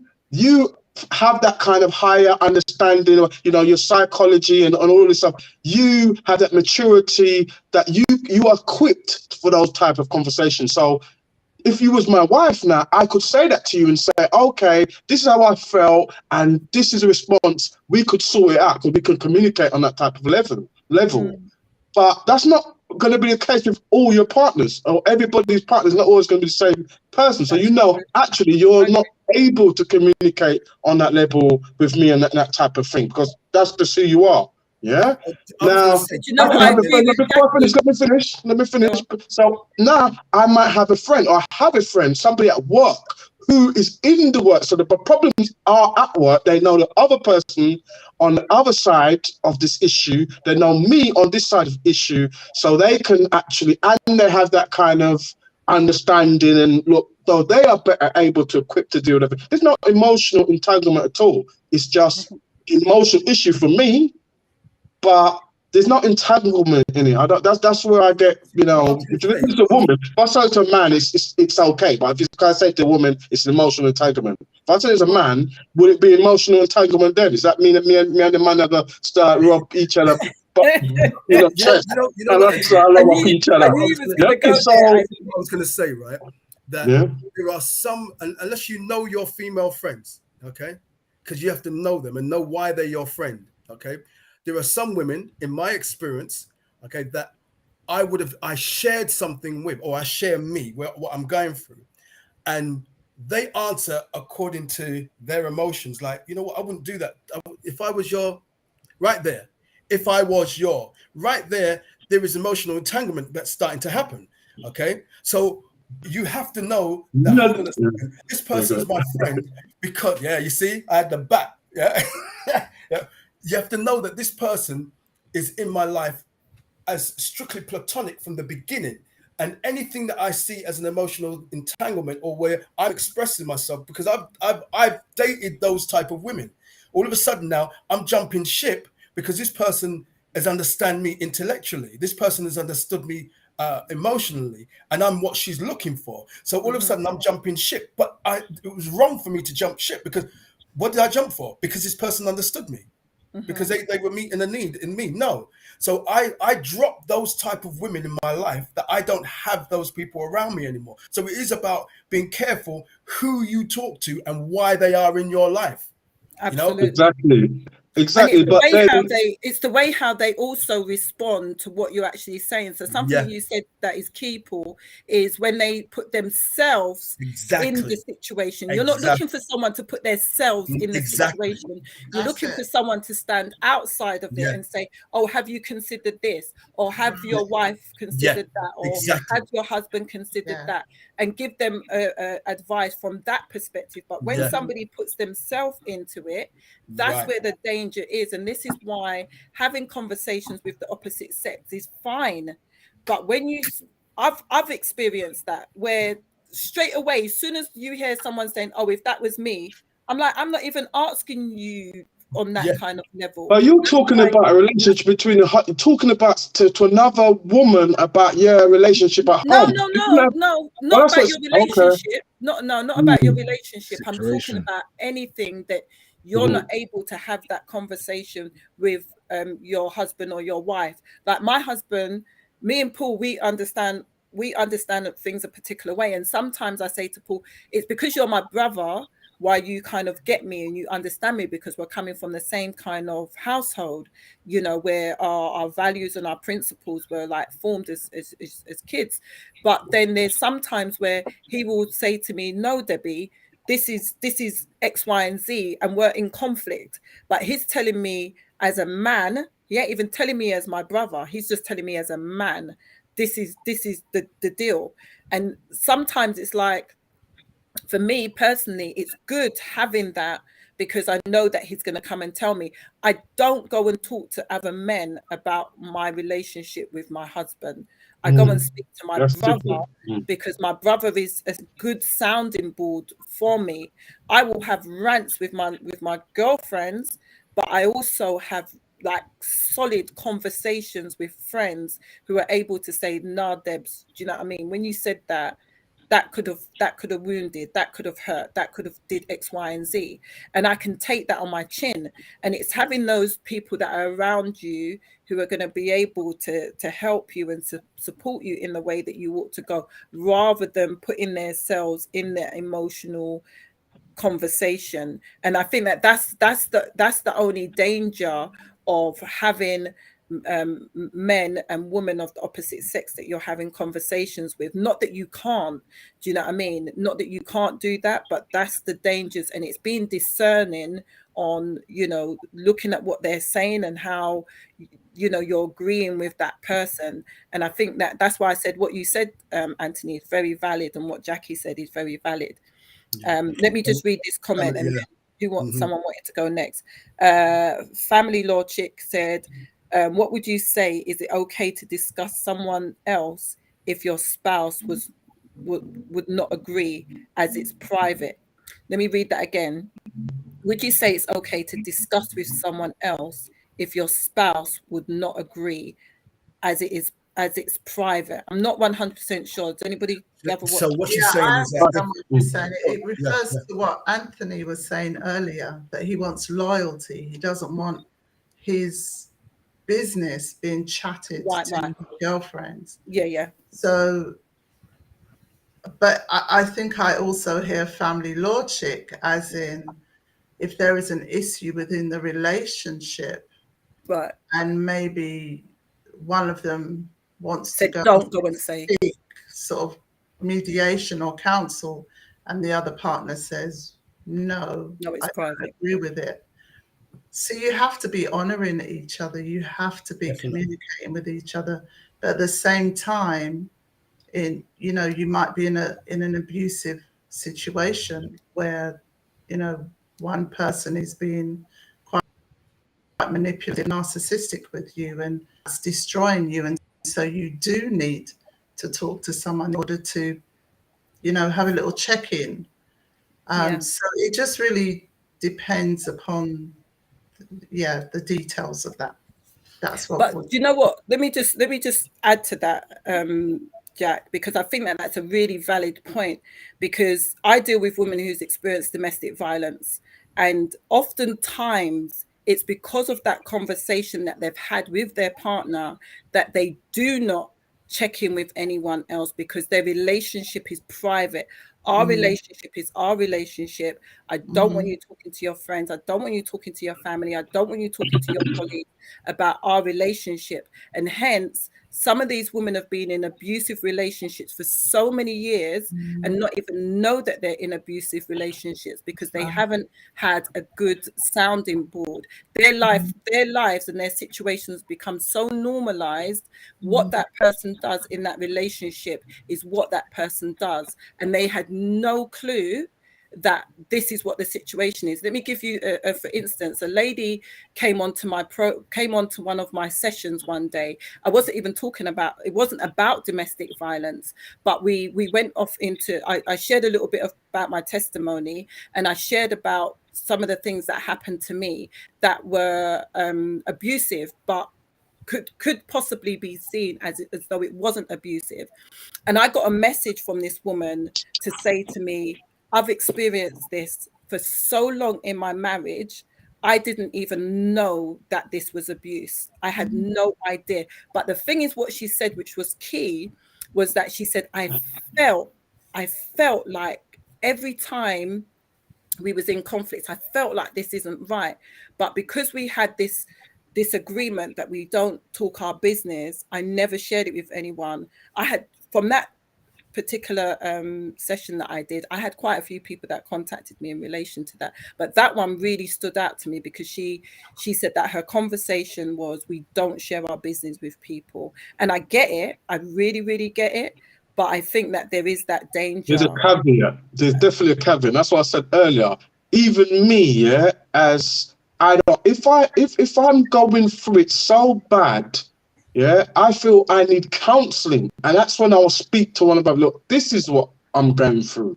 Yeah, right. So there's definitely a caveat, but it's when you as a wife or a husband are just chatting your business willy-nilly without even talking to your husband, and even your friends are saying, what are you on about?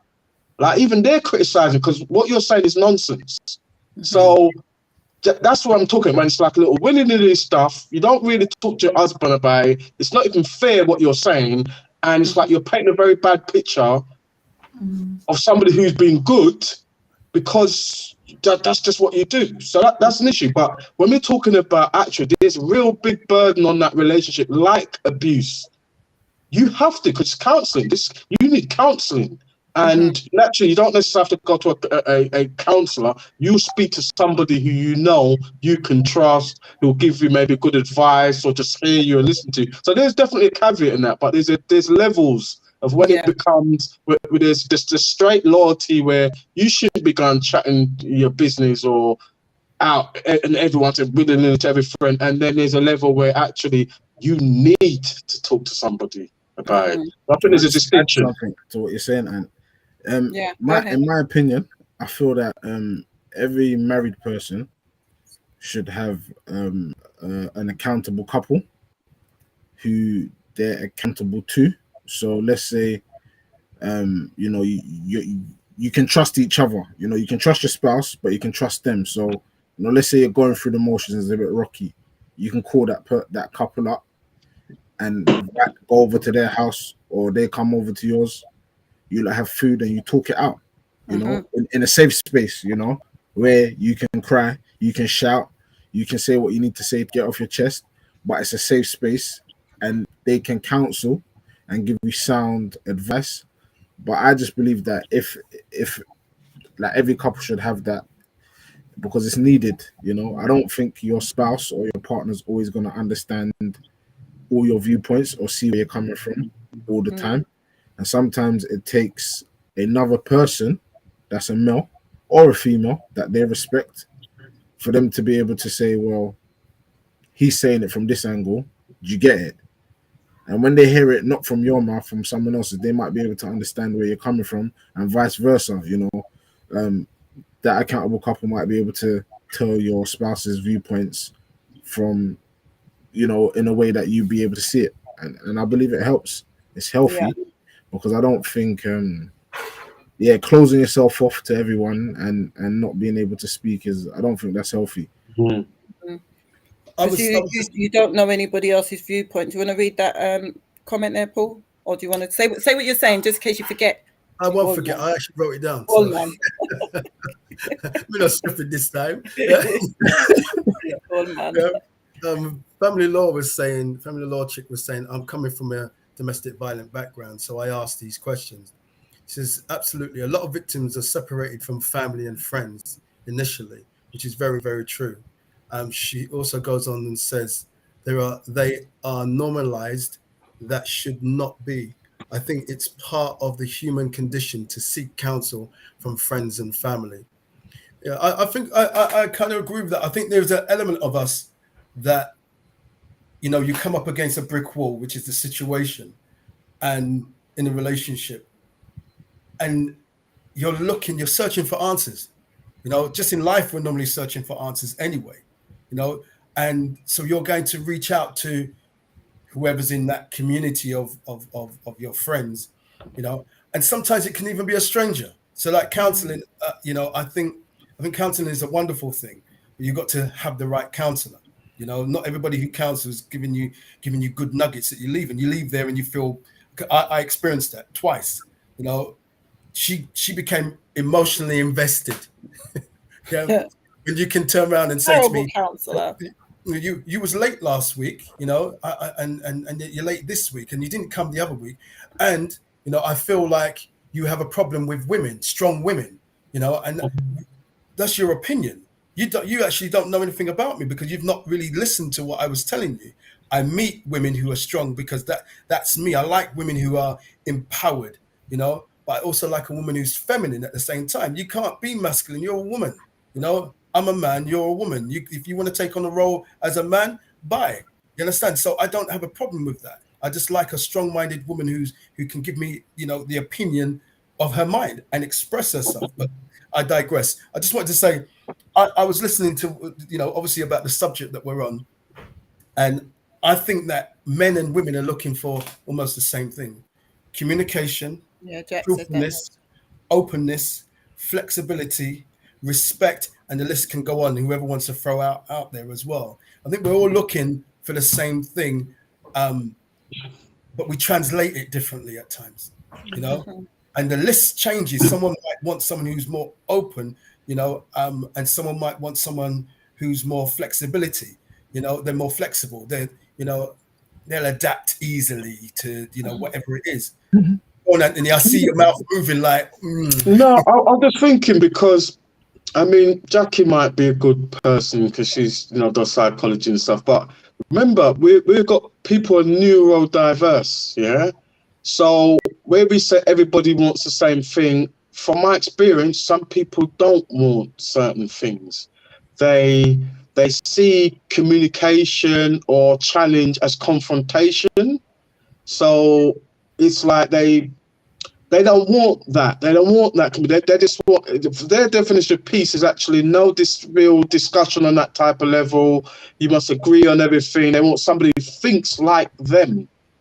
And when you think about somebody who's autistic, high level autistic, you know, high function, should I say, autistic, they think different from maybe me and you. And we must say, you're open and I'm just being honest. That honesty is, for them, is a challenge because they see it and view it in a different way. That's why I'm saying it interchanges, you know, because but ultimately, you know, taking away any form of disability, if we say, I think all of us are in some respect neurodiverse, rather than disability. Yeah, you know, that's what I say, you know, but it interchanges. So the high priority for some is communication. For some, it might just be intimacy that says it all for them. That touch, you know, like some autistic, like we have children that are sensory. Yeah. So that hugging and that touching or touching something, that means more to them.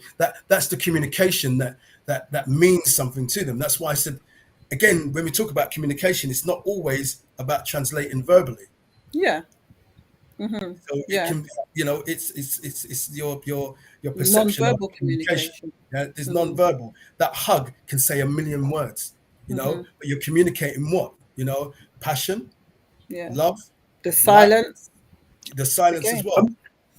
I mean, so you know, when I look at, I think, you know, we say we all want the same things, but it's all really going to be down to about compatibility, because, like we say, some people are neurodiverse. They think differently from us. Like you said, they might want the touch, but then you want openness. You want to be able to communicate what you feel, and they would sort of say, "Okay, I feel differently." Then you just kind of come to some sort of agreement, but they don't want that. They'd rather silence, Can I ask a and question to everybody? that could be very frustrating to you.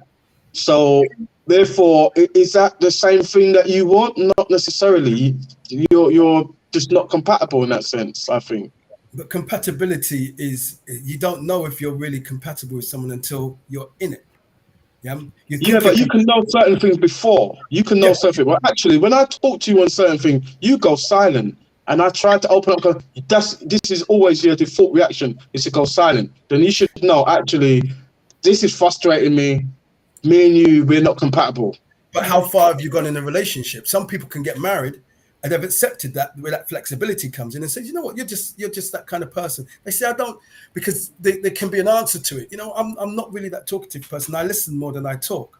But you find out that it's actually a default for them, that, you know what, I don't want to express myself for this reason. We go into trauma, we go into all different things there. But what I was going to say, there's a question to all of us. Would you want to be with someone who is like yourself?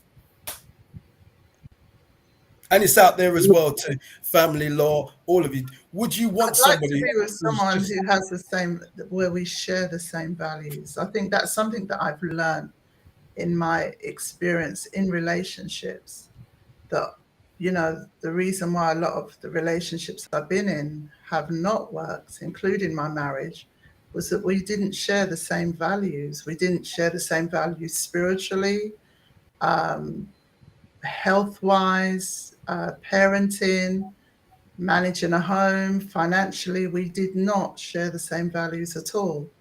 And so now in my latter years, with that raised understanding, it's something that I now offer to others, that, you know, find out what your values are.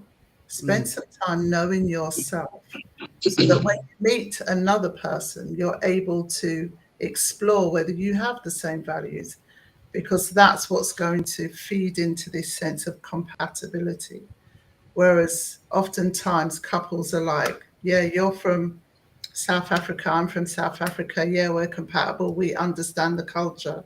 But then you have different values, and then you wonder why the relationship breaks down. So that's important for me. And I, you know, realize that it's something I need to discover in the getting to know people. And, you know, I've been attracted to people where I'm just thinking, wow, you know, I've been attracted to the sound of them, the look of them. But then when we've talked about values, it's like, no, mate, I could not spend the rest of my days with you, because our values are mismatched. it's good. That's good. But do you reckon, in the getting to know stage, that one can change their values and their viewpoints where they can match? Because I feel in marriage, you come as an individual, or you come as an individual to be one, and you're two imperfect people.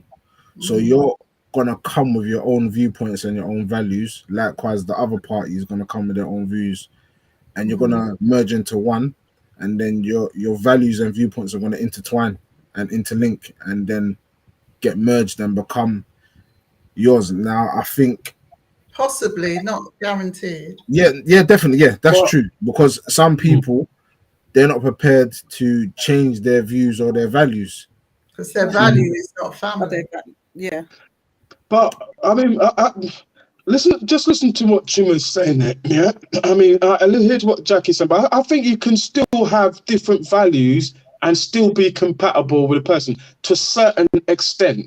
because like you say, you can come in having quite different values, and you do change your viewpoints. What are those As you values? grow, as you mature, you change your values more aligned with that person that you're with. There's certain things that you will always have difference. Like even Paul saying, would you have somebody who's just like you or think just like you? Can't have somebody just like you, because you're always going to individual. You're always going to have certain viewpoints that will disagree. I think that's normal. We're man and woman. I think from Genesis it said man and woman's going to have problems straight. Yeah, I mean, if you read a certain version of the Bible, it kind of shows you that actually there's going to be problems here. Yeah, so I think you must share certain values that you think you must share. Others you're going to have very much different, but you can still be compatible. That's just my opinion. It depends on the So when core. we think about one value, say respect, if we have that same value, that enables us to hear each other and to agree to disagree and to be accepting of each other's individual way of thinking, because we share the same value of respect. So there's just certain values that need to be, the core values. Yeah, I think need to be. How about let me give you an example where we can say we both have respect for each other. Yeah, we've got respect for each other, but I have a tendency to curse. Yeah, and you don't curse to you, but you just curse. So really, we've got respect, but there's still that value where you curse, and I don't really like when you curse. So I just think, I don't know if I'm even giving a good example, but it's like that is a good one. That is a good one. Keep going. Yeah, so we have that respect for each other, but there's still certain things that you think, I don't like the way you do that, but I can deal with that. I can get over that. We're still compatible, although you do curse, man. It gets on my nerves, and I may have to kind of mention, like, you know what, just calm down. You're talking to that or whatever. But it depends. I don't know how that sounds. It depends if it's a core. Can't hear you. You're both speaking.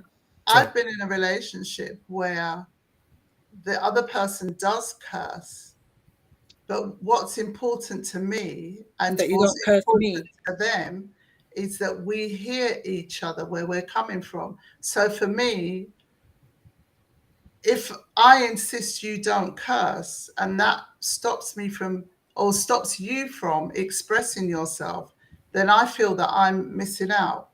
So for me, it's better that you curse and I understand where you're coming from than you don't curse at all. But I don't curse and I don't like cursing. But my value is this respect and acceptance of each other's difference. He's not disrespecting me. He's not cursing me. But the way that he expresses himself, sometimes he curses. But yet he respects me and knows she don't like cursing. So if I'm going to curse, it's because this particular thing. So we're going to say that respect is bigger than your value of not liking cursing. You make that respect more important. That's than not value. That's not that's maybe a principle that and it might be. It's not my core value. So this is where I think we need respect to have core values that are similar. Yeah. So I don't like injustice, and I would like my husband to not like injustice. Yeah. That's a core value. Yeah.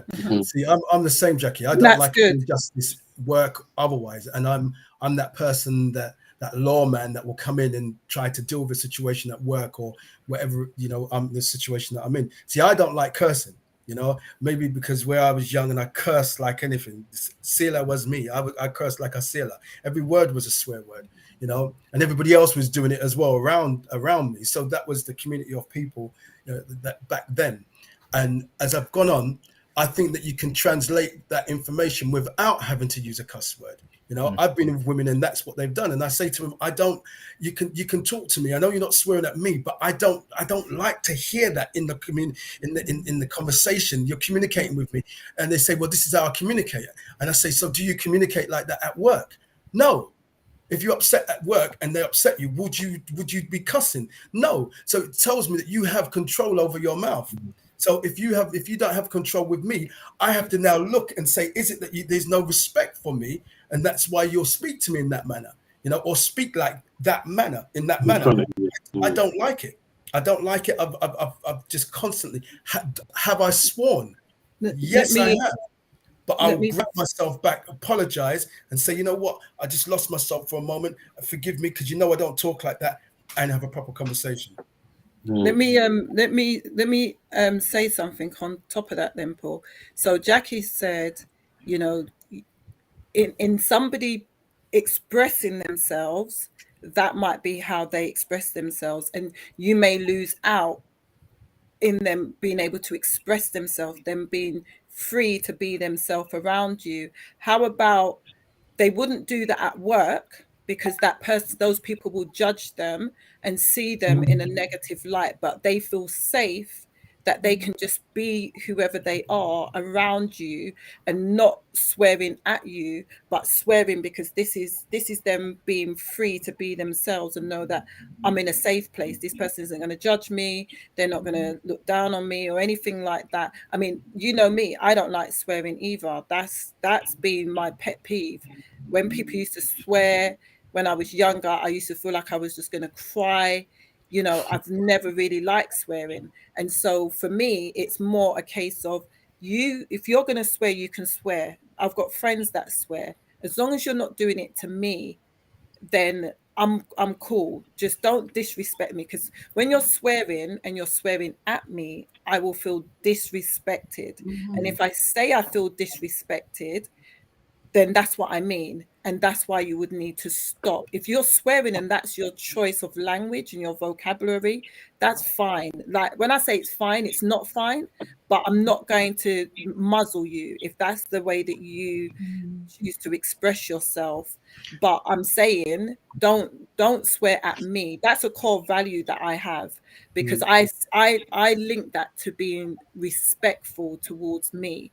And if I find that you're swearing at me, I will automatically feel like you are disrespecting me, because I've laid a foundation to say, this is what I feel when you say this, or when you say it to me. But if you swear, I don't feel like you're disrespecting me. And so I think it's important to express those things as your core values. And I totally agree. Having core values and principles, these things are different. And I think that sometimes it's intertwined and misunderstood. Because if I'm going to be with somebody who's got the same values as me, that's going to be important. But certain principles, you know, I think that they can be, you know, they can be changed. Do you know what I mean? Because of how we've been brought up, you know, our background and so forth.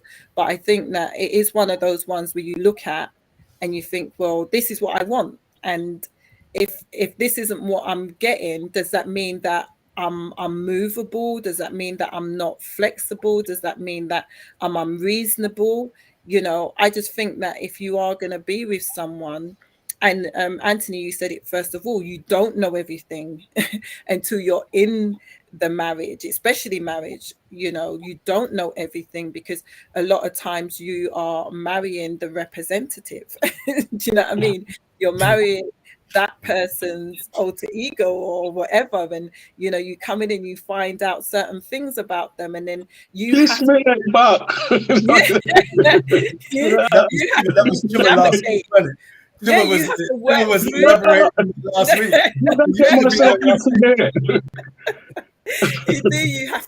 You have to work through that, but then it takes that person to understand that we're working through this. There's going to be things about me that you don't like, and there's things about me that things about you that I don't like, and vice versa. And I think that it's having that mutual respect and understanding that we're going to work through these challenges and work through these issues. But what I'm going to say is that we're winding down. I didn't actually play that video about the woman who wanted the roadman. Do you want to see it quickly? Yeah, I think go on. Just touch it. it. Why not? Yeah, tell me what you think about this, and then we're going to take like final comments and stuff. Read the last bit of the chat, and then we're going to sign off. Here you go. I don't want this one. Dark spots. Another one. Young lady posted a video saying that God sent her a good dude, but he wasn't a hood dude. So God, please send her another one, is what she was saying. Now, with that being let me bring it back. Sorry. I don't want this one. Another one. This young lady posted a video saying that God sent her a good dude, but he wasn't a hood dude. So God, please send her another one, is what she was saying. Now, with that being said, I call a young lady because she looks like she's in her early 20s, late teenage years. Now, she probably be joking. But as a man, I know that this is a mentality for a lot of women around that age. Now, so a lot of women around that age wants a street dude, hood guy, whatever the case it is, and they get traumatized by these guys. They get abused by these guys. They have children with these guys. And as they get older and they mature and understand, now they want the good guys that they didn't want at first. They didn't want them guys. You didn't want these good dudes because you want the hood guy, and you expect these good dudes to deal with all your trauma from the hood dudes or the street guys. It's not how it works. Ladies, I understand y'all want what you want, but you have to understand this. Live with your mistakes. Live with your choices. You're going to be okay. Keep that same energy. The reason why I wanted to play that is because he's directly saying that he don't want a woman who's going to be coming with baggage, who's going to be coming with all of her challenges after she's been with the hood dude. And so that's a man that knows what he wants in a woman. He doesn't want a woman to be coming with all of her trauma, all of her issues, all of the baggage and so forth, as they say it, because you chose wrong in the first place. Saying that, yeah, sometimes that girl has to be with a hood dude before she can recognize that a good dude is good. So, it can work different ways. I hear you. In saying that, who's to say that the good girl or the one that's not a hood girl doesn't have trauma or is not going to come with her issues and her baggage? Because I think in life, we all go through trauma. We all have trauma in our lives, whether it's childhood, whether it's teenagers, whether it's adults, whether it's past relationships. So if you don't deal with that trauma, you're going to go into that relationship with it and with that baggage. And then you're going to have to unwind and unpack it. Or maybe in that relationship, you're going to add more trauma into it. So it's a bit of a tricky one, you know?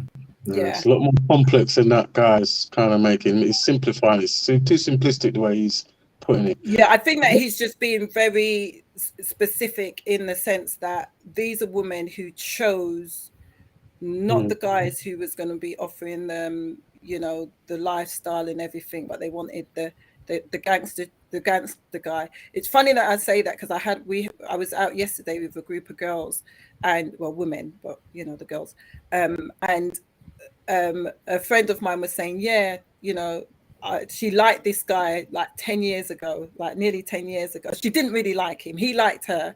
And then full circle now, she's with this guy now. And one of her friends said, oh, was it because he was too nice? And she was like, yeah, we pull out the chair and close the door and do all of those kind of things. So yeah, she's kissed a lot of frogs and then she come back to the prince, and there are women out there that are like that, where it's just like, I want somebody who's rough and ready and that lot. And I think that it might be when they start to mature and level out that they like, I want the guy who's gonna, pull out the chair and open the door and so forth. I don't know. I've just wanted a good guy from word get-go, man. Don't give me no hoodlum, no roughneck, nobody that's gonna, I'd match me. I've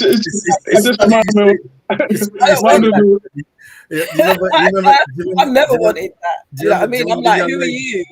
Don't come near me. Do you remember the young lady in America that like I don't even know where I'd be right now?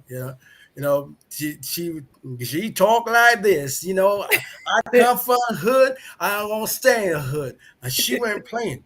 She went playing, and it was like I'm asking myself this question: what are you doing?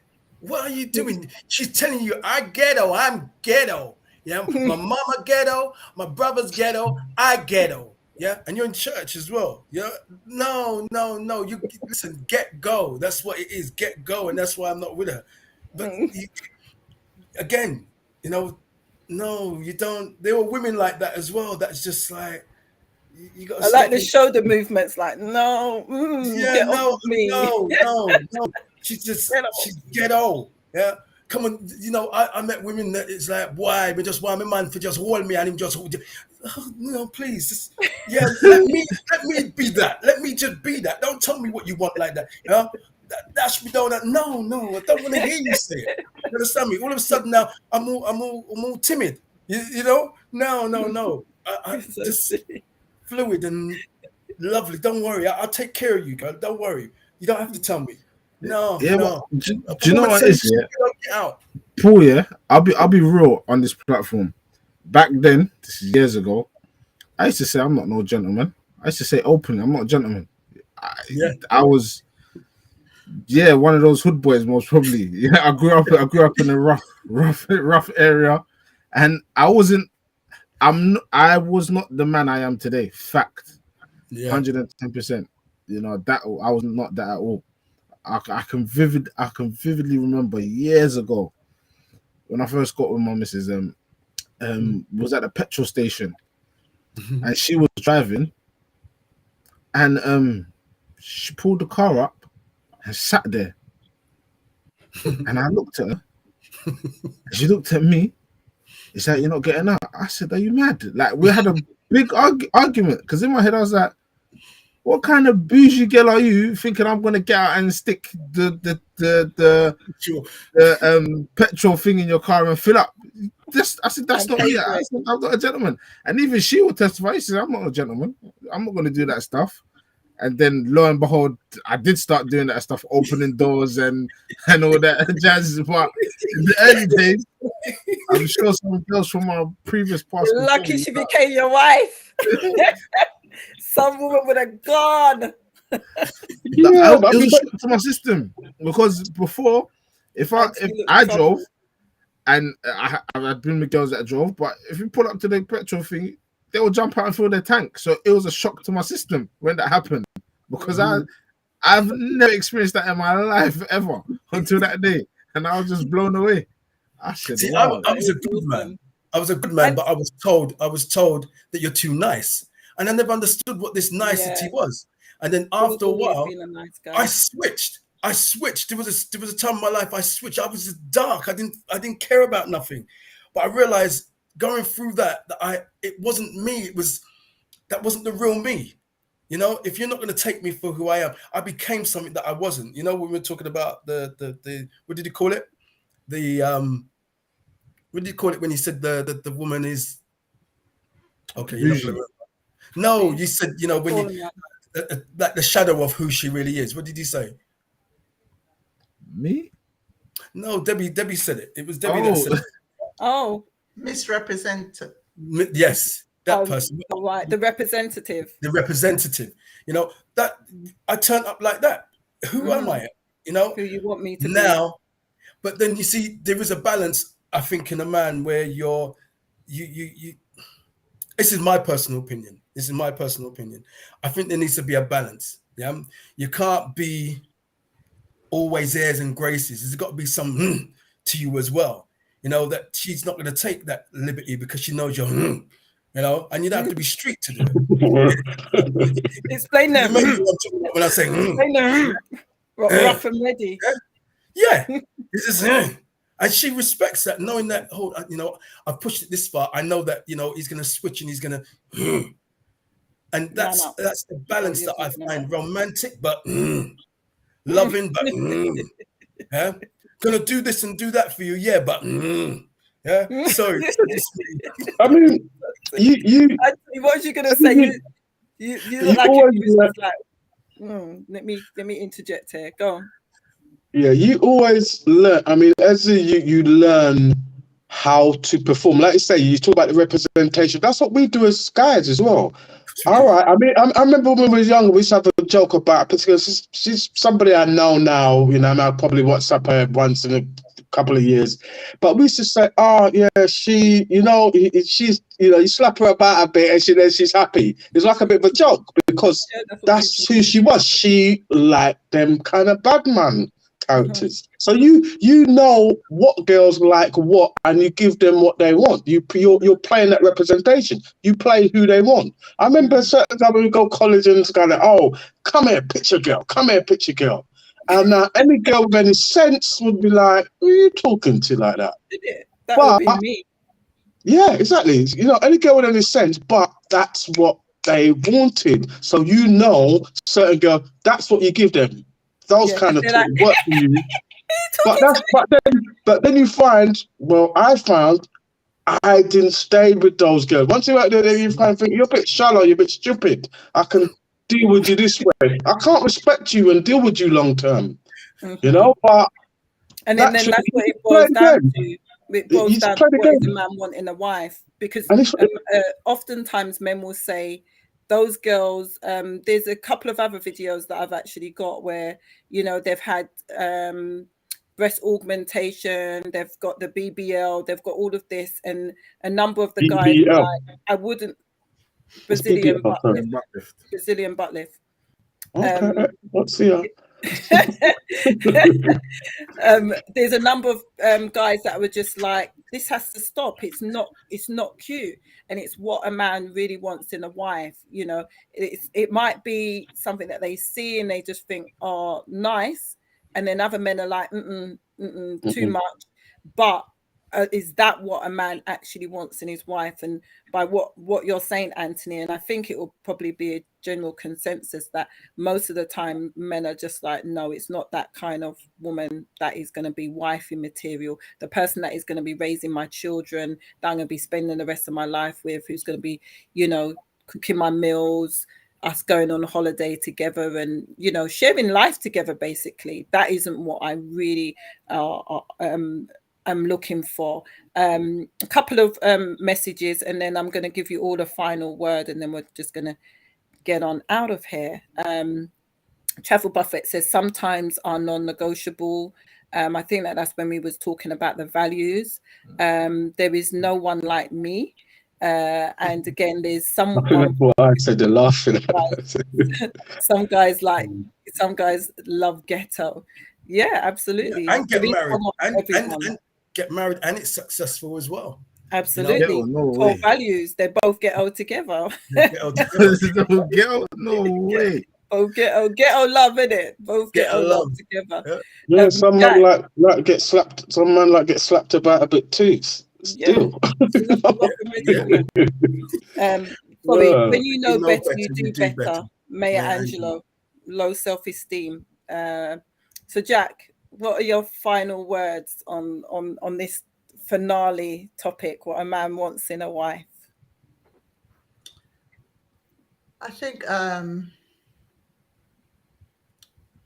this was touched on a little bit last week. The importance of knowing yourself, so you don't present a representative. You present your authentic individual self and be confident in who you are. But you can't be confident in who you are until you know who you are. And this concept of, you know, knowing what it is that you bring to the relationship. Because if you are presenting a representative, you're going to attract to yourself individuals that you're not attracted to, because they're going to be attracted to your full sense of who-ness. So it's important that you are true to you, and then you will attract something more compatible to you. And in knowing yourself, you won't waste time in the wrong, unhealthy relationship. And yeah, being aware that we're not dead, lifeless objects, that we are living things. And as living things, we grow, we develop, and we oftentimes go through changes. So, but we need to first come knowing ourselves. And so, as Chuma said, you know, when you come together, sometimes you exchange values and then you end up sharing similar values, which enhances and increases compatibility and stability. But I think it's important to first work on knowing who you are and becoming healed as well from your traumas or, you know, misconceptions about yourself that has come from teachers, parents, ex-relationships. Work on self. That's my thoughts. That's brilliant, Jackie. Awesome. Chima? I'll keep mine sweet and short. I think, in my opinion, communication is key. From the genesis, whether you're courting, whether you just linked with someone and you're starting the dating process, communicate, get to know them, talk to them, understand them. Likewise, let them understand you. Respect. That's just critical in any relationship. I feel, you know, how you treat that person, is that the same way you would want them to treat you? So if the answer is no, then pull your socks up and sort yourself out, regardless, you know. And especially for men, you know, if you look at that woman and you think of her as a mother, as your sister, or as a daughter, would you want someone else or another guy putting their hands on her or disrespecting her or hurting her in those ways that you may be doing? And, you know, when you kind of point the finger, just know there's 4 pointing back at you. So sort all those aspects out before you start pointing the finger and doing what you're doing. And that's it, man. And when you love wholeheartedly and love deep. And that's it. Awesome. Anthony? Okay. Just sticking to what a man wants in a woman. I mean, I'll go back to that being very individual to you as a person. And you know, you've got shows like this can help you to really think about what you really want in a woman before you go in there and find out they don't have what you particularly want. Obviously, we have to be very careful that we do not look for perfection, because I think a lot of people stay single because they're looking for all of these perfect attributes or certain attributes that they might never find. So sometimes, you know, we've got a kind of, all right, not everybody's believers here or listening or whatever, but sometimes you've got to go to God and say, God, I need you to find, because I will not fully know what I need. You know, and I need you to hook me up to this right person, because we can look at things from our own little small-minded concept. Oh yeah, she's got to have this, she's got to be like this, like that. But the major things you just totally ignore. And listen, I think just something that Jackie said that I found really made sense. I just totally forgot. I was going to mention, I just totally forgot what it was now. I'm going to read back the video when I later on and watch it. Put it in the chat. That's You can what put it it was. in the chat afterwards, you know. Yeah, but yeah, really, I think it's going to be very bespoke of what you want, but we do definitely say, yeah, I think you should definitely have a woman that is able to communicate. You can communicate freely to each other.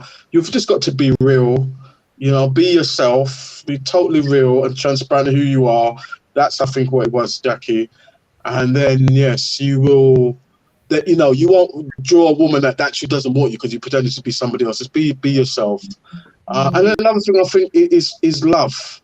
I mean, real love. A woman that really loves you. It's not some other agenda. Well, actually, she's thinking, oh, I'm 26 now, and I want to be married. I've got to have a baby, and she's coming to you not because of she loves you for who you are, but because she wants maybe a family, house, and kids and stuff like that. So I think that's what you really want, a woman that really loves you as well. Yeah. Awesome. Yeah. My brother, Yes, my sister. Carlos. You know what I was just here listening to everything, and I think everybody has given big chunks of nuggets. You know, I don't think I could say to you, Jackie, or you, Chima, or you, Anthony, that you were wrong in what you just translated. I think those key things I couldn't say any better myself. You touched on love, Anthony, and what I was writing here was self-love. So you're able to love others and treat the other person as you want to be treated. You know, I think if you don't love yourself, going to what you got to work on you. You know, there's no point from my perspective, and maybe the panel here, you know, in getting into a relationship, and you don't love you, you don't value you, you know, because how are you going to value the person that you're with if you feel that you're worthless, if you feel that, you know, you don't, you're not much to yourself. You got to be everything to yourself, loving yourself, so you're able to love other people. You know, I've learned that no matter what, I especially in my marriage now, no matter what we go through, stickability is me. I'll stick at it, you know, and make sure that I don't do what I used to do and run when it's just crazy. And domestic violence is a different situation to get out. So being in that, I knew to get out, but to stick at it and talk and communicate, like how you're all saying as well, it's key, you know. And even if it breaks down the trust and everything else, it can be built. It can be built back up. So I'm saying it to us, I'm saying it to myself, I'm saying it out there. It can be built with the transparency and openness, truthfulness. Yeah, that's me. That's my two pence. That's awesome. Thank you so much. So I'm not going to add anything more to that. I think that you all said it eloquently. I think that you all spoke from the heart. I think that if we was to amalgamate all of what you just said, that would be like perfection. That would be like awesome. And I think that it's the process that it takes to become that person who is able to say, right, this is the person that I want, this is the person that I want to love, and this is the person that I want to be with. And it's difficult. It's a journey. It's absolutely a journey. So I'm just going to read the final words. Famlaw Chick says, stay safe no matter what you do. Anything that makes you feel unsafe, walk away. Absolutely. So I just want to give my thanks to our awesome panel of, I would say, experts, because you're all experts in relationships. You're all in them, been through them, and you've just given so much knowledge and so much nuggets that people can really, like, literally, if they was to sit down and listen to the conversation that we've had today, they can't even say for 1 minute, like, you know what, I entered into this relationship and everything, and it just went pants. If you didn't take some of the nuggets that have been dropped here, that was absolutely your fault. Because I just think that there was knowledge that was just shared. Sorry, Sherry Baker. I was going to say Sherry Baker just got in. Tuned in for the last bit. Thanks so much. Yeah, go back and listen to this one. Listen to the other two. We've just had such a good time. I hope that you guys have all enjoyed it. And you know, it was good to sit on the panel with everyone. Yeah. I think that everyone did really, really well. People are just throwing their comments in the chat now. Queen Sonia 123, excellent to all of you that shared their thoughts. Well done and good night all. And I just want to say, go back, listen to the last couple of videos. It will all make sense if you didn't listen to this one. If you didn't listen to the other ones, this would make sense, all of them all together. And just check out the channel. Paul, you're doing a fantastic job. I'm so glad that I'm on the platform with you. And thank you all for joining us. I think that the conversation just could have gone on and on. There's just so much that we can just add. Well, next week. Yes, next week, you guys just look out for the post. You know, you can also comment in the chat topics that you would like us to share. I think that having the panel on is just adding value as well. And I'm just really privileged to have you guys. Yes, thank you, Jackie. Thank you, Chima. Thank you, Anthony. Yeah, awesome job. And thank you, Doran, for being in the chat. Thank you, Maz. sign off a little bit early, but all valid input. So yeah, that's it for another week, guys. I hope that you've enjoyed it. Catch us next week. Please like, share, and comment. You know, all them YouTube stuff that the people then will say. I mean, but yeah, share it with your friends and family. The link is there, so you've got an opportunity to share it at any time. And yeah, we hope that we're adding value to your life. And you want to say the final words? Go on, bro. Go on. Get your motivation. Get your motivation. We should do a rap, innit? Gym time. Get your motivation. I'm so crap at singing, but God loves my voice, you know. And that's he knows matters. He loves my work. We should leave that to Jackie, because Jackie can sing. We'll wait maybe someone can do a rap and Jackie can do the melodies and the you know, in the background. Who knows? We'll probably have a gym time what is it? Jingle. Jingle. That's it. Jingle. Yeah, So absolutely. So yeah, I'm gonna get that done. Watch. Yeah, absolutely. Watch. Not my yeah. We're off and we are out, guys. Take it easy. Have a good week. Thanks, guys, for having us. Appreciate it. Good night, all. Bless you all. Good night. Good night.